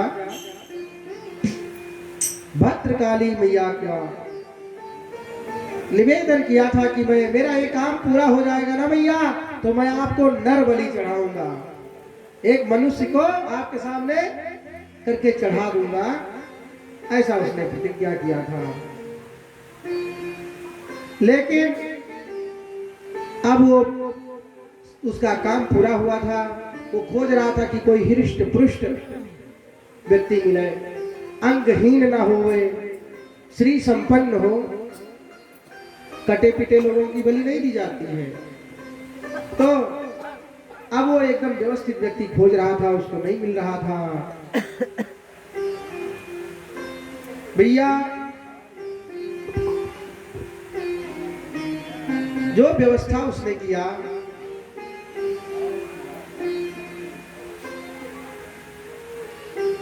वो बलि जो होनी थी वो तो भाग गया। कहते हैं वो लोग खोजते खोजते इन्हीं को बाबा को पा गए, जंगल में तपस्या कर रहे थे। अब उनके जो अनुचर थे जड़ भरत जी को ही वहां से पकड़ लाए। अब इनको स्नान कराने लग गए। महाराज नहवावे लागिन, नया नया खूब सुंदर सुंदर कपड़ा पहनाए, जीवन में जो नहीं देखे रहे। इनका पूजन आदि कराने लग गए काली मैया के सामने ले जा करके। उसके बाद में तलवार राजा ने निकाला पुरोहित के माध्यम से, समय से उसी समय उनके हाथ से तलवार लेकर के ब्रह्म तेज से दग्ध हो काली अति अकुलाई है और रूप भयंकर प्रकट कर बारंबार उगाई है। कहते हैं ले खटक दस्यु के हाथों से सिर उसका ही तुरंत उड़ाया है। सारे दुष्टों को मार दिया, काली ने रंग दिखाया है, काली ने रंग दिखाया है। भगवान के भक्तों को कोई मार सकता है? आज तक आपने किसी भक्त के बारे में सुना जो भगवान विष्णु का, नारायण का, रामकृष्ण, राधा माधव का भक्त हो? किसी देवी देवता ने मारा हो। शंकर जी के 100, 200, 50 भक्त मिल जाएंगे आपको कि भगवान बार बार उनको मार करके उनका उद्धार करते हैं। देवी दुर्गा भवानी काली के भक्तों को मार मार करके उनको अपना धाम देते हैं, उद्धार करते हैं। लेकिन भगवान के भक्तों का कोई एक बाल का वांका नहीं कर सकता है। आज की कथा आपके सामने प्रमाण है। कहते हैं अब ये प्रसंग हुआ, राजा तो बच गया, राजा पड़ा था। जब भरत जी को बलि देने के लिए लाए थे, मैया ने ये काम कर सुनाया। अब इसके बाद में कहते हैं भैया इसके आगे का जो चरित्र है वो बड़ा ही अद्भुत है। रहुगण संवाद सुतोवाचा आठ सिंधु समी सौवीर मुते रहुगण से प्रजत। कहते हैं या एक बार सिंधु सौवीर देश का राजा रहुगण तत्व विचार करने की इच्छा से कपिल भगवान के आश्रम की तरफ जा रहा था और रास्ते में ही इक्षुमती नदी के किनारे एक कहार के अस्वस्थ हो जाने पर, जो डोला ढोने वाला कहार था, अस्वस्थ हो गया। उसी के कारण पालकी रख दी गई। अब आदमी खोजने लगे, आदमी कोई मिले ना। यही बाबा मिल गए, इन्हीं को पकड़ लाए। अब बाबा को लगा दिया मोटा ताजा देख करके। अब बाबा बढ़िया से देख करके चलते हैं। अहिंसा परमो धर्मः। साधु महात्मा को क्या है, अहिंसा करनी है। चींटी माटा जो भी रास्ते में आवे, जितना कदम चले उछल जावे। अब बार बार ऐसी घटना घटे, गुस्सा गया राजा। राजा गुस्साया कैसे, जब उछले तो राजा का सर ऊपर ले आने में लगे। चोट हो, एक बार, दो बार, तीन बार बार यही हो रहा है। उसने डांटा, सबको रुकवा लिया, सबको डांट रहा था। सब इधर उधर कर रहे थे। और महाराज जा करके उसके पालकी के ऊपर जैसे कोई चद्दर तान के सो जावे, ऐसे टांग फैला के राजा के तरफ बैठे पड़े। वो 1000 बात बोले, इनसे कुछ सुनवे न करे। ये कुछ बोले ही ना। महाराज जब सुनते सुनते अति हो गई, विचार करने लग गए। त्वयोदित व्यक्ता मविप्रलंबम भर्तुर समय स्यादित वीर भारहा। कहते जर भरत जी सुनते सुनते जब अति हो गई, कहे अगर मैं अब नहीं बोला तो इसका तो सर्वनाश हो जाएगा, ये कहीं का नहीं रहेगा। सब तो बड़े विचार करते हैं। कहने लगे हे राजन, तुमने जो कहा सो ठीक कहा, उसमें व्यंग कुछ नहीं है। जो ढोने वाले देह का भार ले करके तुम दौड़ रहे हो, चल रहे हो, जो तुम्हारी देह का भार है ना,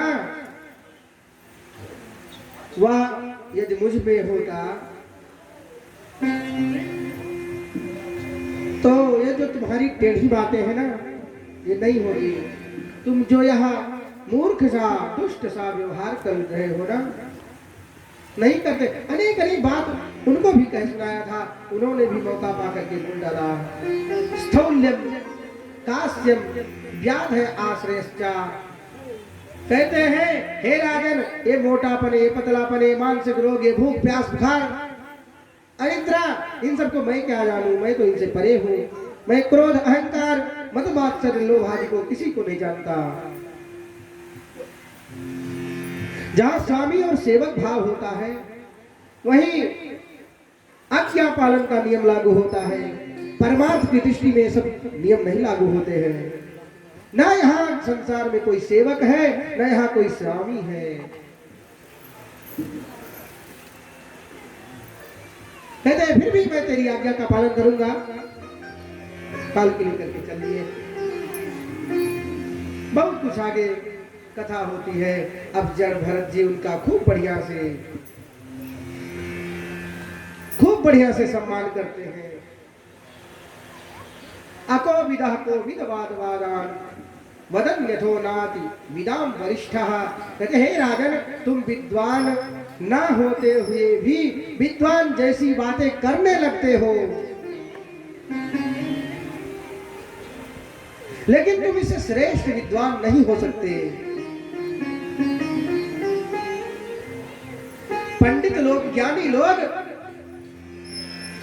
ऐसे सेवकों की बात पर बहुत विश्वास नहीं करते हैं, सुन लेते हैं, किनारे हो जाते हैं। स्वप्न के दृष्टांत में जो गृहस्थ धर्म से प्राप्त सुख को त्याज्य नहीं समझता, उसको समझाने में वेदांत भी असमर्थ है। वो घर में ही सब सुख मान लेता है, तो उसको नसुर नहीं मानता। कहते हैं विद्यते हृदय ग्रंथि छिद्यन्ते सर्व संशयाः क्षीयन्ते चास्य कर्माणि तस्मिन् दृष्टे परावरे। कहते हैं परमात्मा के परोक्ष ज्ञान प्राप्त हुए लोगों को चित्त जड़ता जो ग्रंथि है वो सब नष्ट हो जाती है। जीव ईश्वर का अभेद मिट जाता है और प्रारब्ध के बिना सब कर्म भी नष्ट हो जाते हैं। इसके लिए एको अहम द्वितीयो नास्ति न भूतो न भविष्यति, मैं ही हूँ, मेरे अंदर ही ईश्वर है। ईश्वर सब जगह व्याप्त है। द्वैपदे बंध मोक्षाया न ममेति ममेति च ममेति बध्यते जंतुर न मेति प्रमुच्यते। मैं मेरा इसका जो बंधन है उसको मैं मानता ही जानता नहीं हूँ। रहुगण जो ज्ञान प्राप्ति के लिए कपिल भगवान के आश्रम जा रहा था, इतना ऐसा ज्ञान इनके मुख से सुना, वो आश्चर्य में पड़ गया। वो भी कुछ कहने लग गया। कहता है नमो नमः कारण विग्रहाय स्वरूप तुच्छीकृत विग्रहाय नमो वधूत नमो अवधूत दुज बंधुलिंग निगूढ़ नित्यानुभवाय तुभ्यम। लोग संरक्षण के लिए शरीर धारण करने वाले परमानंद ज्ञानानंद हृदयानंद नित्य स्वरूप में बसने वाले इस शरीर को धारण करने वाले आपको बारंबार नमस्कार प्रणाम है। आपके इस अवधूत को मैं अवधूत वेश को नहीं पहचान पाया। हे प्रभु, जैसे ज्वर से शरीर पीड़ित हो तो बिना औषधि के वह ज्वर नहीं शांत होता है, वैसे ही ठीक वैसे ही जिसे तुम कहार या ब्राह्मण समझते हो, अनेक अनेक बात कहने लगे। कहते हैं धूप से तृप्त प्यासे को पानी हितकारी होता है। जैसे प्यास लगी हो, पानी मिल जावे तो कहेगा एकदम आनंद आ गया, अमृतानंद प्राप्त हुआ। उसी तरह देह अभिमानियों को जो सांप की तरह पड़े रहते हैं, केवल अपने शरीर को ही सब कुछ मान करके बैठ जाते हैं, इनके समान तुम पड़े हो। जब भरत जी और उनमें बहुत चर्चाएं होती हैं, अनेक अनेक बात कह करके सुनाते हैं, प्रश्नोत्तर होता है, वो हार मान करके के चरण को पकड़ लेता है। यस्यामिवे नरदेव दस्य वहा साधम विलुम्पन्ति पुनायकम बलात्। जो शास्त्रार्थ जानने के लिए, जो ज्ञान प्राप्त के लिए वह जा रहा था, उसको यही रास्ते में ही वह सब ज्ञान प्राप्त हो गया। कहते हैं इस संसार रूपी वन में बुद्धि जिसका नायक है, काम क्रोधात इच्छा लुटेरे जबरदस्ती लूटते रहते हैं, उसमें स्त्री अपत्य रूपी सियार काफिले पर घुस करके हमला कर दे। ऐसे भेड़िए पकड़ ले जाओ जैसे बकरी आदि को पकड़ ले जाते हैं। इस प्रकार से आप इस रास्ते में बीचों बीच में आकर के अपने वाक वज्र के द्वारा मेरी तो आंखें ही खोल दी। बहुत उदाहरण देते हैं। नमो महद्भ्यो नमः सुभ्यो नमो युवभ्यो नभ आवतुभ्यः। मेरा आपको अनेक अनेक बार नमस्कार है, प्रणाम है। ऐसे ऐसे आत्मज्ञान की चर्चा करते हुए अब यहाँ सुखदेव जी कहने लगे, प्रणमो सबहि धरन धर शीशा करहु कृपा जन जानि मुनीसा। कुछ पूर्व चरित्र के बारे में भी बतलाए कि जो तुम्हारा अहंकार है इसी के कारण तुम्हारी ये दशा हुई है। कहते सुखदेव जी कहने लगे, हे राजा परीक्षित, अपना जड़ भरत जी जो है अपमान करने वाले रहुगण को भी आत्मज्ञान का उपदेश कर डाला, जिससे राजा का देहाभिमान मिट गया। जो जड़ भरत जी को रहुगण के अमृतमय आख्यान को सुनता है उसका सब कुछ दुख कष्ट स्वतः खत्म हो जाता है। रहुगण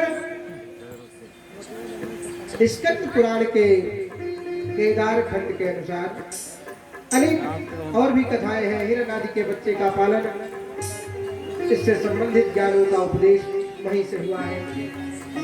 बोलिए भागवत भगवान की बोले साचे दरबार की, गोविंद भगवान की। बोलिए आदि शक्ति मैया की, निद्रा देवी की। हे मेरे गुरुदेव करुणा सिंधु करुणा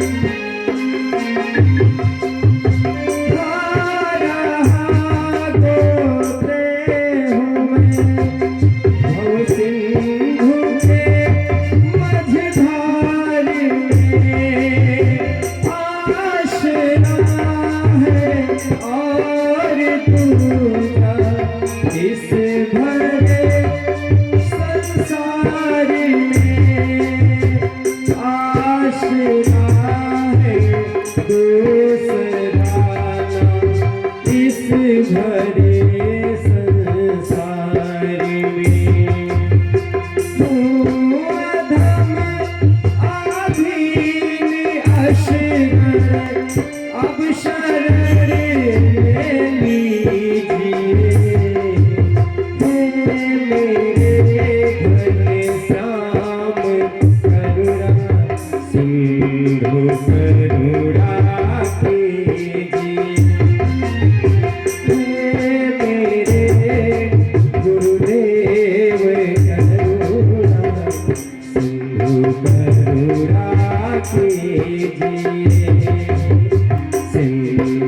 करुणा कीजिए,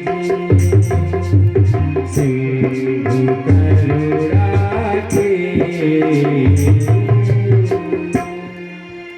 बोलिए सदगुरुदेव भगवान की। अब इतना सुनते सुनाते सुखदेव जी महाराज सारे खगोल का वर्णन करके सुनाते हैं। इस संसार में है क्या क्या। कहते हैं 7 दीप है और इसमें अनेक पुरियां हैं, अनेक पर्वत हैं और इन पुरियों में अनेक नदियां हैं और इनमें 9 वर्ष हैं जिनका वर्णन मिलता है। हरि वर्ष, केतुमाल वर्ष, रम्यक वर्ष, हिरण्यमय वर्ष, उत्तर पुर वर्ष, किम पुरुष वर्ष और इसी में भारत वर्ष आता है। आगे एक और वर्ष है, उसका नाम इलावर्त वर्ष है। ऐसे भगवान सूर्य की गणना करके बताते हैं कितना दूर यहाँ से भगवान सूर्य है और इस धरा पर, संसार पर कहाँ कहाँ कौन कौन सी पुण्य स्थान है, इन सबको कह करके सुनाते हैं। इतना सुनते सुनते भैया कहते हैं इसी संसार में, इसी लोकों में सूर्यादि नवग्रह भी हैं। सूर्य का तो बताए, फिर कहे चंद्रमा, शुक्र, बुध, गुरु, मंगल, ये सब कहाँ कहाँ है, बिल्कुल उनका माप परिमाप सब कुछ बता डाले हैं। इसको बताने के बाद पातालों का वर्णन करते हैं। पाताल में अतलम, वितलम, सुतलम, तलातलम, महातलम, रसातलम, पाताल विश्वता, ऐसे वहाँ कौन कौन राज कर रहे हैं सबके बारे में बताते हैं। 14 भुवनों के बारे में बताते हैं और ये बताते बताते पहुंच जाते हैं कि भैया इसी संसार में एक और लोक है जिसको नरक कहते हैं। कर्म विपाक मतलब इस संसार में धोबी घाट भी है। वहां क्या होता है, जो कर्म करते करते करते करते अपने आप से नहीं धुल पाते हैं। जैसे कपड़ा हम पहने हैं, काम करते करते करते करते करते करते कपड़ा गंदा कर डालते हैं। आत्मा का कपड़ा ये शरीर है, जैसे हमारे शरीर का ये कपड़ा है, ऐसे आत्मा का कपड़ा ये शरीर है। इस शरीर से बहुत कुछ करते हैं, पुण्य करते हैं, पाप करते हैं, अनेक कर्म करते हैं। जब यह कपड़ा गंदा हो जाता है तो अपना धुल नहीं पाते हैं, कहते हैं समय नहीं है, तब भैया कहाँ ले जाते हैं, धोबी घाट। अब धोबी के पास कपड़ा पहुंचता है, जितना गंदा रहता है उसी हिसाब से वो उसमें मर्च मसाला डालता है, सरफ वरफ, और उठा के पटकता है, इधर से उधर पटकेगा, फाड़ेगा, कपड़े को कैसे वो रगड़ेगा, उसको कोई दया तो होगी नहीं, क्योंकि उसको कपड़ा साफ करना है और कपड़ा उसका है भी नहीं। तो जब तक मैल छूट नहीं जाएगी तब तक वो रगड़ता रहेगा, रगड़ता रहेगा, रगड़ता रहेगा। तो जो इस आत्मा का कपड़ा यह शरीर है, इससे पाप ताप हो जाता है, तो उसको छुड़ाने के लिए यम का द्वार बना हुआ है दक्षिण तरफ। अब वहां जाता है तो वहां पटक पटक करके धर्मराज उनके दूत सारी मैल छुड़ा डालते हैं। अनेक प्रकार की भैया वहां व्यवस्था है छुड़ाने की, एक दो तरह की नहीं। कहते हैं थोड़ा सा वर्णन, सुखदेव वाचा त्रिगुणत्वात् कर्तुः संध्या कर्मगतयः पृथिग्विधाः सर्वा एव सर्वस्य तारण्येन भवन्ति। कहते हैं राजन, जो अपनी अविद्या के कारण, दुर्वासनाओं के कारण अनेक कुकृत करते हैं, उनका फल मैं तुम्हें बताता हूँ। जिसे जीव नरकों में जाकर के भोगता है, ऐसे इस धरातल पर दक्षिण की तरफ भूमि के नीचे जल गर्भ के आसपास वह स्थान स्थित है और उस स्थान में 21 प्रकार के कमरे बने हुए हैं और इसकी संख्या तो बहुत जगह 28 मिलती है। अब स्वाकृतैर्जायते जंतु स्वाकृतैर्देव वंदति। महाभारत में कहा गया है भैया अपने अपने कर्म से सब लोग सब कुछ पा जाते हैं। ऐसे तामिश्र, सबसे पहला तामिश्र नामक नरक है भैया। तामिश्र में कौन जाता है? जो पराये के धन को, पराई लोगों की पत्नी को चुरा लेते हैं, उन लोगों को ले जा करके वहां डाल दिया जाता है और वहां पर धन स्त्री पर दृष्टि करे वो प्राणी अति दुख पाते हैं। आंखें निकाल कर गर गर कर नरकों में गिराए जाते हैं। आंख वाँख निकाल दी जाती है और वहां पर अब भैया इसके बाद अंधतामिश्र का नाम आया। पराई स्त्री के धर्म को जो नष्ट करते हैं, व्यभिचार करते हैं, ऐसे लोग को उसमें गिरा दिया जाता है। उनकी आंखें निकाल करके वहां बहुत सारे जीव रहते हैं, खाते हैं। और रौख तीसरे नंबर का नरक, जो बहुत घमंडी होते हैं, घमंड करते हैं, उनको उस नरक में गिरा दिया जाता है और वहां रुरु राम के छोटे छोटे कीड़े होते हैं, वही काट काट करके खाते हैं। चौथा महारौख, कहते हैं अपने ही शरीर को जो सब कुछ मानते हैं, अपने खा लेते, किसी पूछते नहीं है। ऐसे लोग नरक में जाते हैं और वहां पर कीड़े मकोड़े पड़े रहते, उन्हीं को खिला दिया जाता है, खाओ जबरदस्ती खाओ।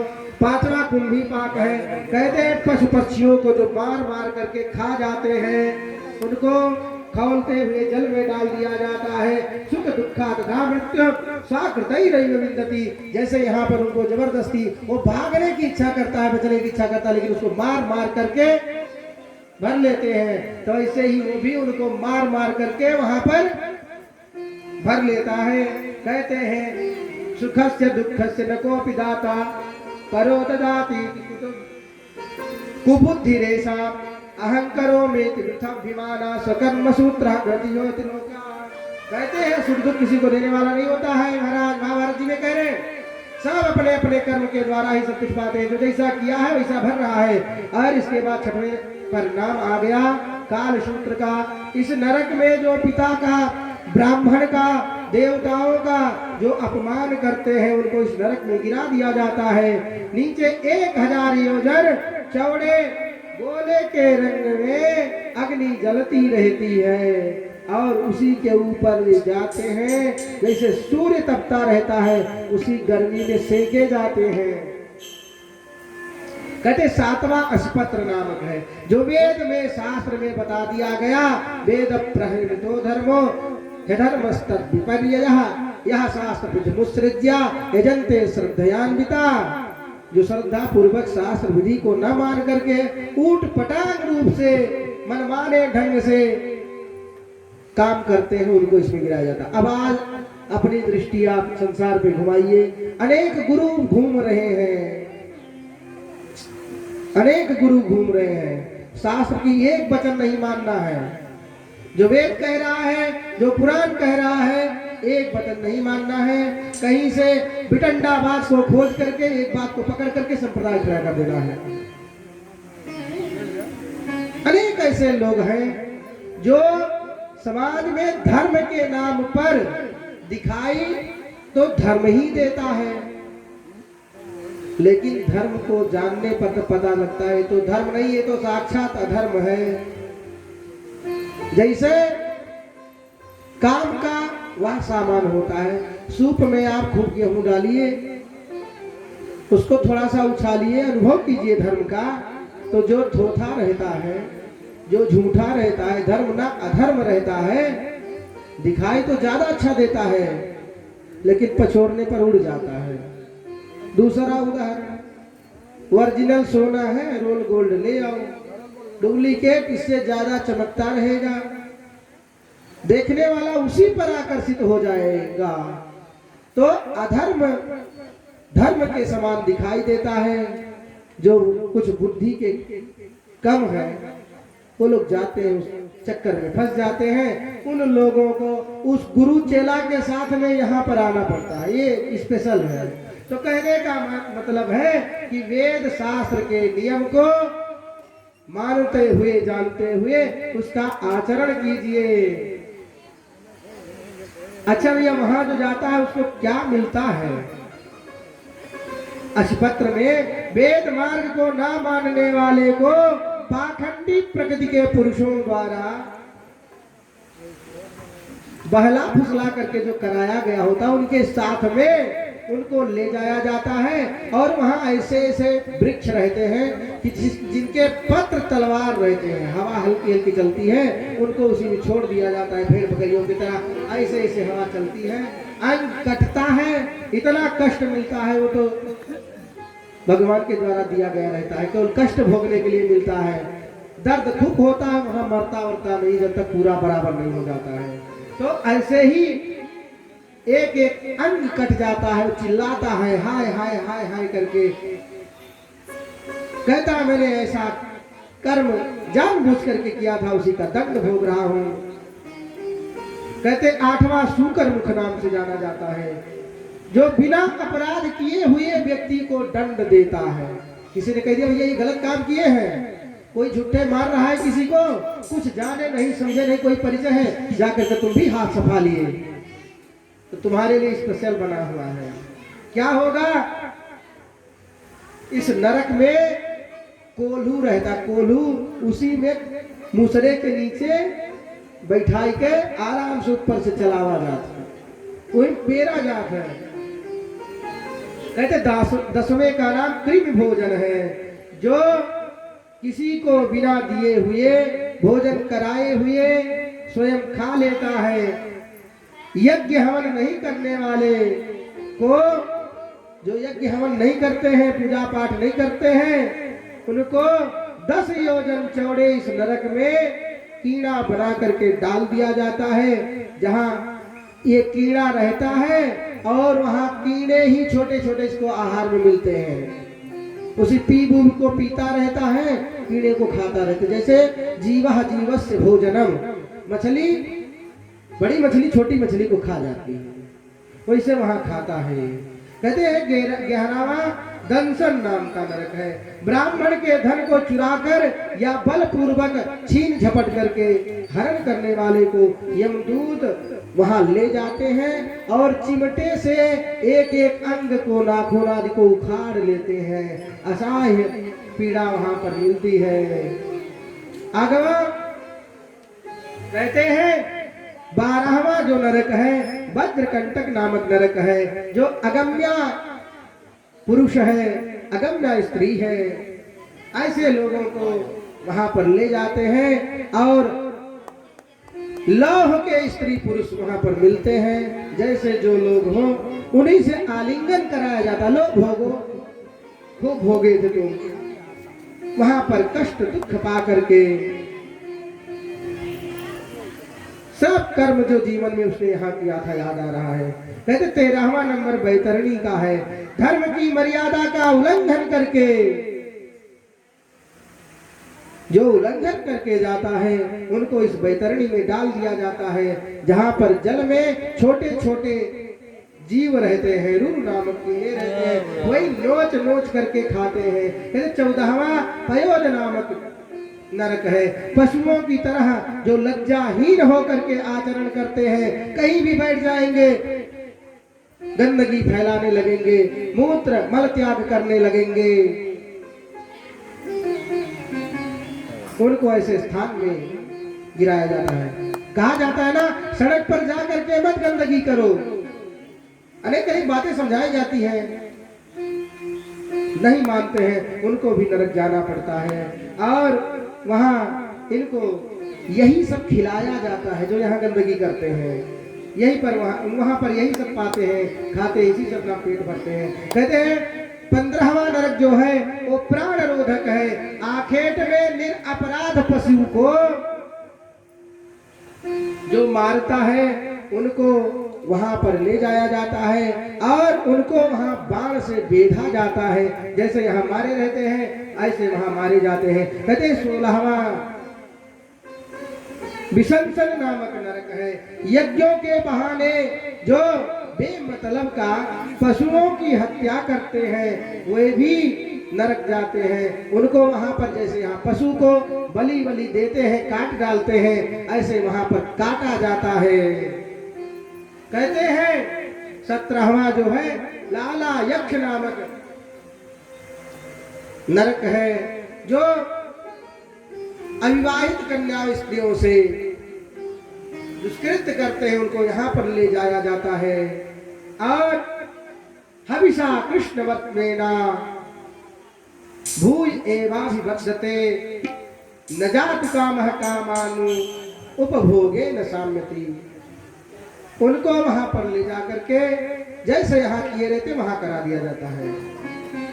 18वां नरक सार मैदान नामक है। गांव नगर में आग लगाने वाले लोग जो यहाँ जला करके खेत बाड़ी जो फूंक देते हैं, जमीन में लाखों करोड़ों जीव रहते हैं, छोटे छोटे तृण पतंग में लाखों करोड़ों जीव रहते हैं। आप जाइए खेत में देखिए, टहलने लगेंगे, इतने बोका कीड़ा उड़ते हैं कि आप कल्पना नहीं कर सकते हैं। जब आग लगाते हैं लोग तो सब जल जल करके उसी में मर जाते हैं। जब वो मरते हैं ऐसे इनके लिए वहां पर व्यवस्था होती है, वही सब वहां खड़े होते हैं, इनको भी नोच नोच करके जला जला करके मारते हैं और खाते हैं। कहते हैं 19वां जो नरक है वो अभिच नाम का है। संसार में आप देखते हैं झूठी गवाही लोग दे देते हैं। झूठी गवाही देने वाले को 100 योजन ऊंचे पहाड़ से गिराते हैं, नीचे नुकीली नुकीली किलियां लगी रहती है, पूरे शरीर में धस जाती है, बार बार वही किया जाता है। कहते हैं 20वां अधपात नामक नरक है। मदिरा पान करने वाले लोग को, शराबियों को गरम लोहा गरम किया जाता है। जब लोहा एकदम गरम होता है ना तो एकदम पानी के तरीके पिघल जाता है, और जबरदस्ती मुंह खोल करके ढरका लगा करके ढरकाया जाता। पियो बेटा मदिरा, खूब शराबी बनो, पूरा आनंद लो, पिलाया जाता है। कहते हैं 21वां जो नरक है वो क्षार कर्म नरक है। श्रेष्ठ बनने वालों को, जो श्रेष्ठ तो नहीं है, बहुत कुछ जानते नहीं हैं, लेकिन अपने आप को बहुत बड़ा मान लेते हैं, उन लोगों को वहां पर उल्टा लटकाया जाता है। वैसे उल्टे पड़े रहो, कोई पूछने वाला नहीं है। कहते हैं 22वां नरक रक्षोगण नामक है, जो भैरव आदि राक्षसों को, प्रेतों की पूजा करते हैं और उनके बहाने मांस आदि का भक्षण करते हैं, उन लोगों को वहां ले जाया जाता है। जैसे यहाँ पर भैरवाद को पूज करके बलि वली दिए रहते हैं, काटे खाए रहते हैं, वहां भी वैसे ही इनको ही काट काट करके उसको खिला दिया जाता है। कहते हैं 24वां नरक दंत सूक नामक नरक है। इस दंत सूक नरक में क्रोधी स्वभाव वालों को लिया जाता है, और उस दंत सूक में तो 5 प्रकार के नरक आते हैं भैया। कहते हैं जिनका दांत ही सुई के समान होता है, ऐसे जगह ले जाया जाता है और उसी से नोच नोच करके खाते हैं। हमारा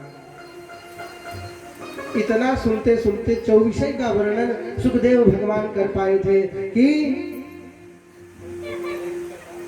महाराज परीक्षित हाथ जोड़ लिए, प्रभु मैं नरक वरक की बात सुनने के लिए नहीं बैठा हूँ, आपने इतना सुनाया, संसारिक लोग इसको सुनेंगे तो उनका हृदय फट जाएगा। इतना जीवन में अधर्म पाप दुराचार अत्याचार अन्याय किए हैं, प्रभु ये बताइए जो कोई कमी अपने जीवन में कर दिया हो, वो सुधरना चाहे तो उसको बचने का उससे क्या तरीका है।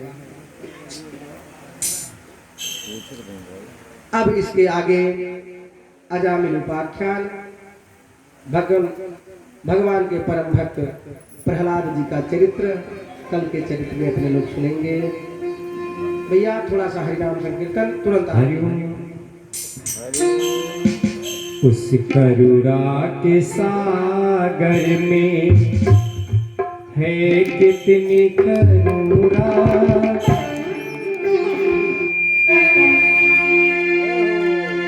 करुणा के सागर में है कितनी करुणा जाकर सुदामा भिखारी से पूछो करुणा के सागर में है कितनी करुणा जाकर सुदामा भिखारी से पूछो करुणा के सागर में।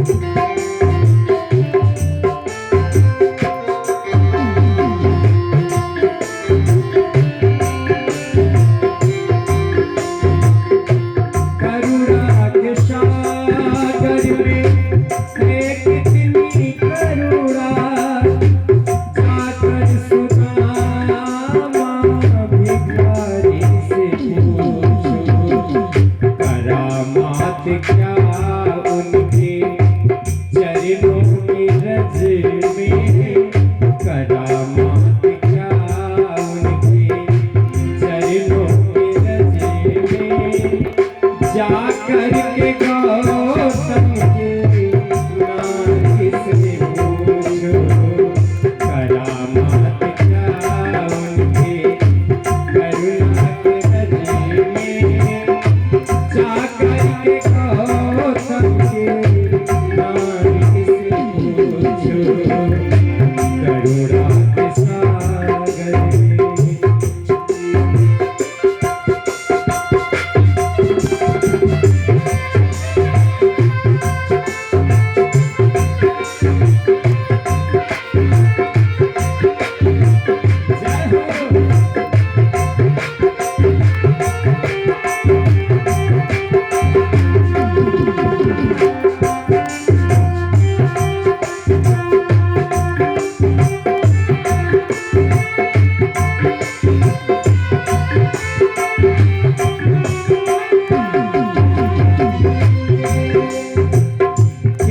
कितनी करते हैं शरणागतों की बता सकते हैं यदि मिलेंगे विभीषण।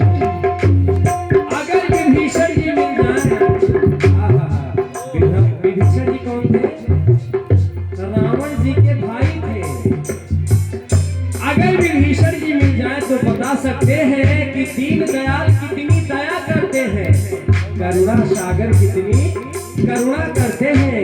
ध्यान दीजिएगा, कृपा कितने करते हैं शरणागतों की बता सकते हैं यदि मिलेंगे विभीषण।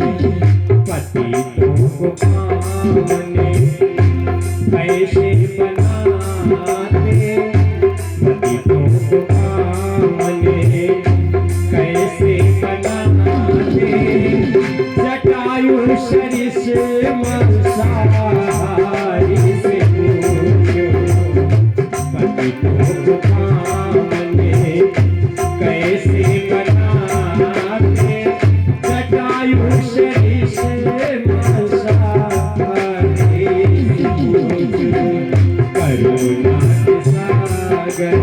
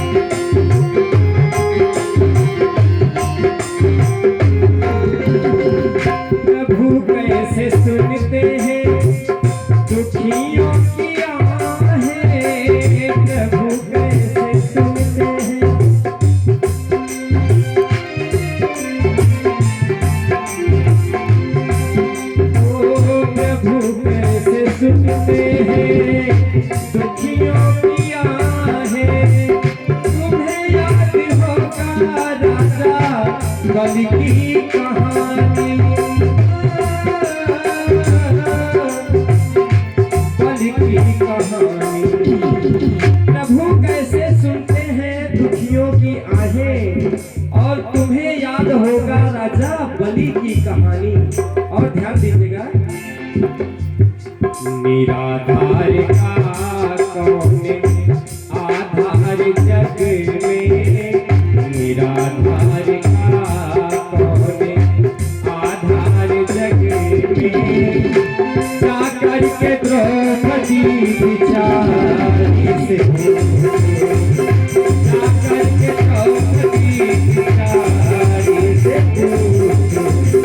करुणा के सागर में मैं कितनी करुणा, करुणा के सागर में मैं कितनी करुणा, जाकर शुदा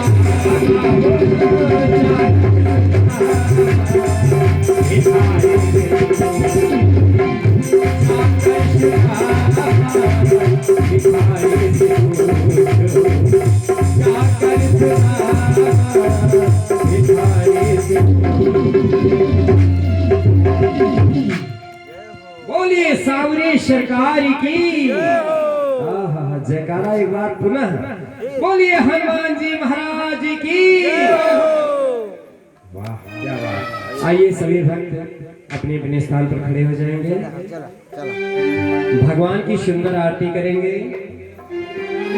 कहते हैं आरती में खड़े हो जाइए और आर्त भाव से मीठी मीठी तालियां बजाते हुए भगवान के सुंदर स्वरूप का चिंतन करेंगे, वंदन करेंगे, अर्चन करेंगे, पूजन करेंगे।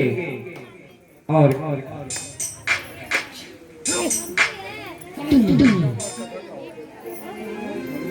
आइए जगदीश भगवान की सुंदर आरती करते हैं।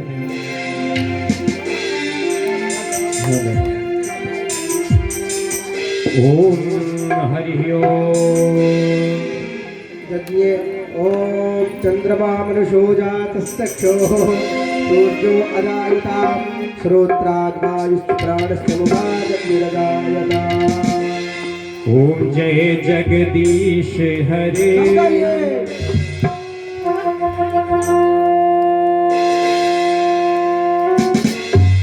ओम जय जगदीश हरे, स्वामी जय जगदीश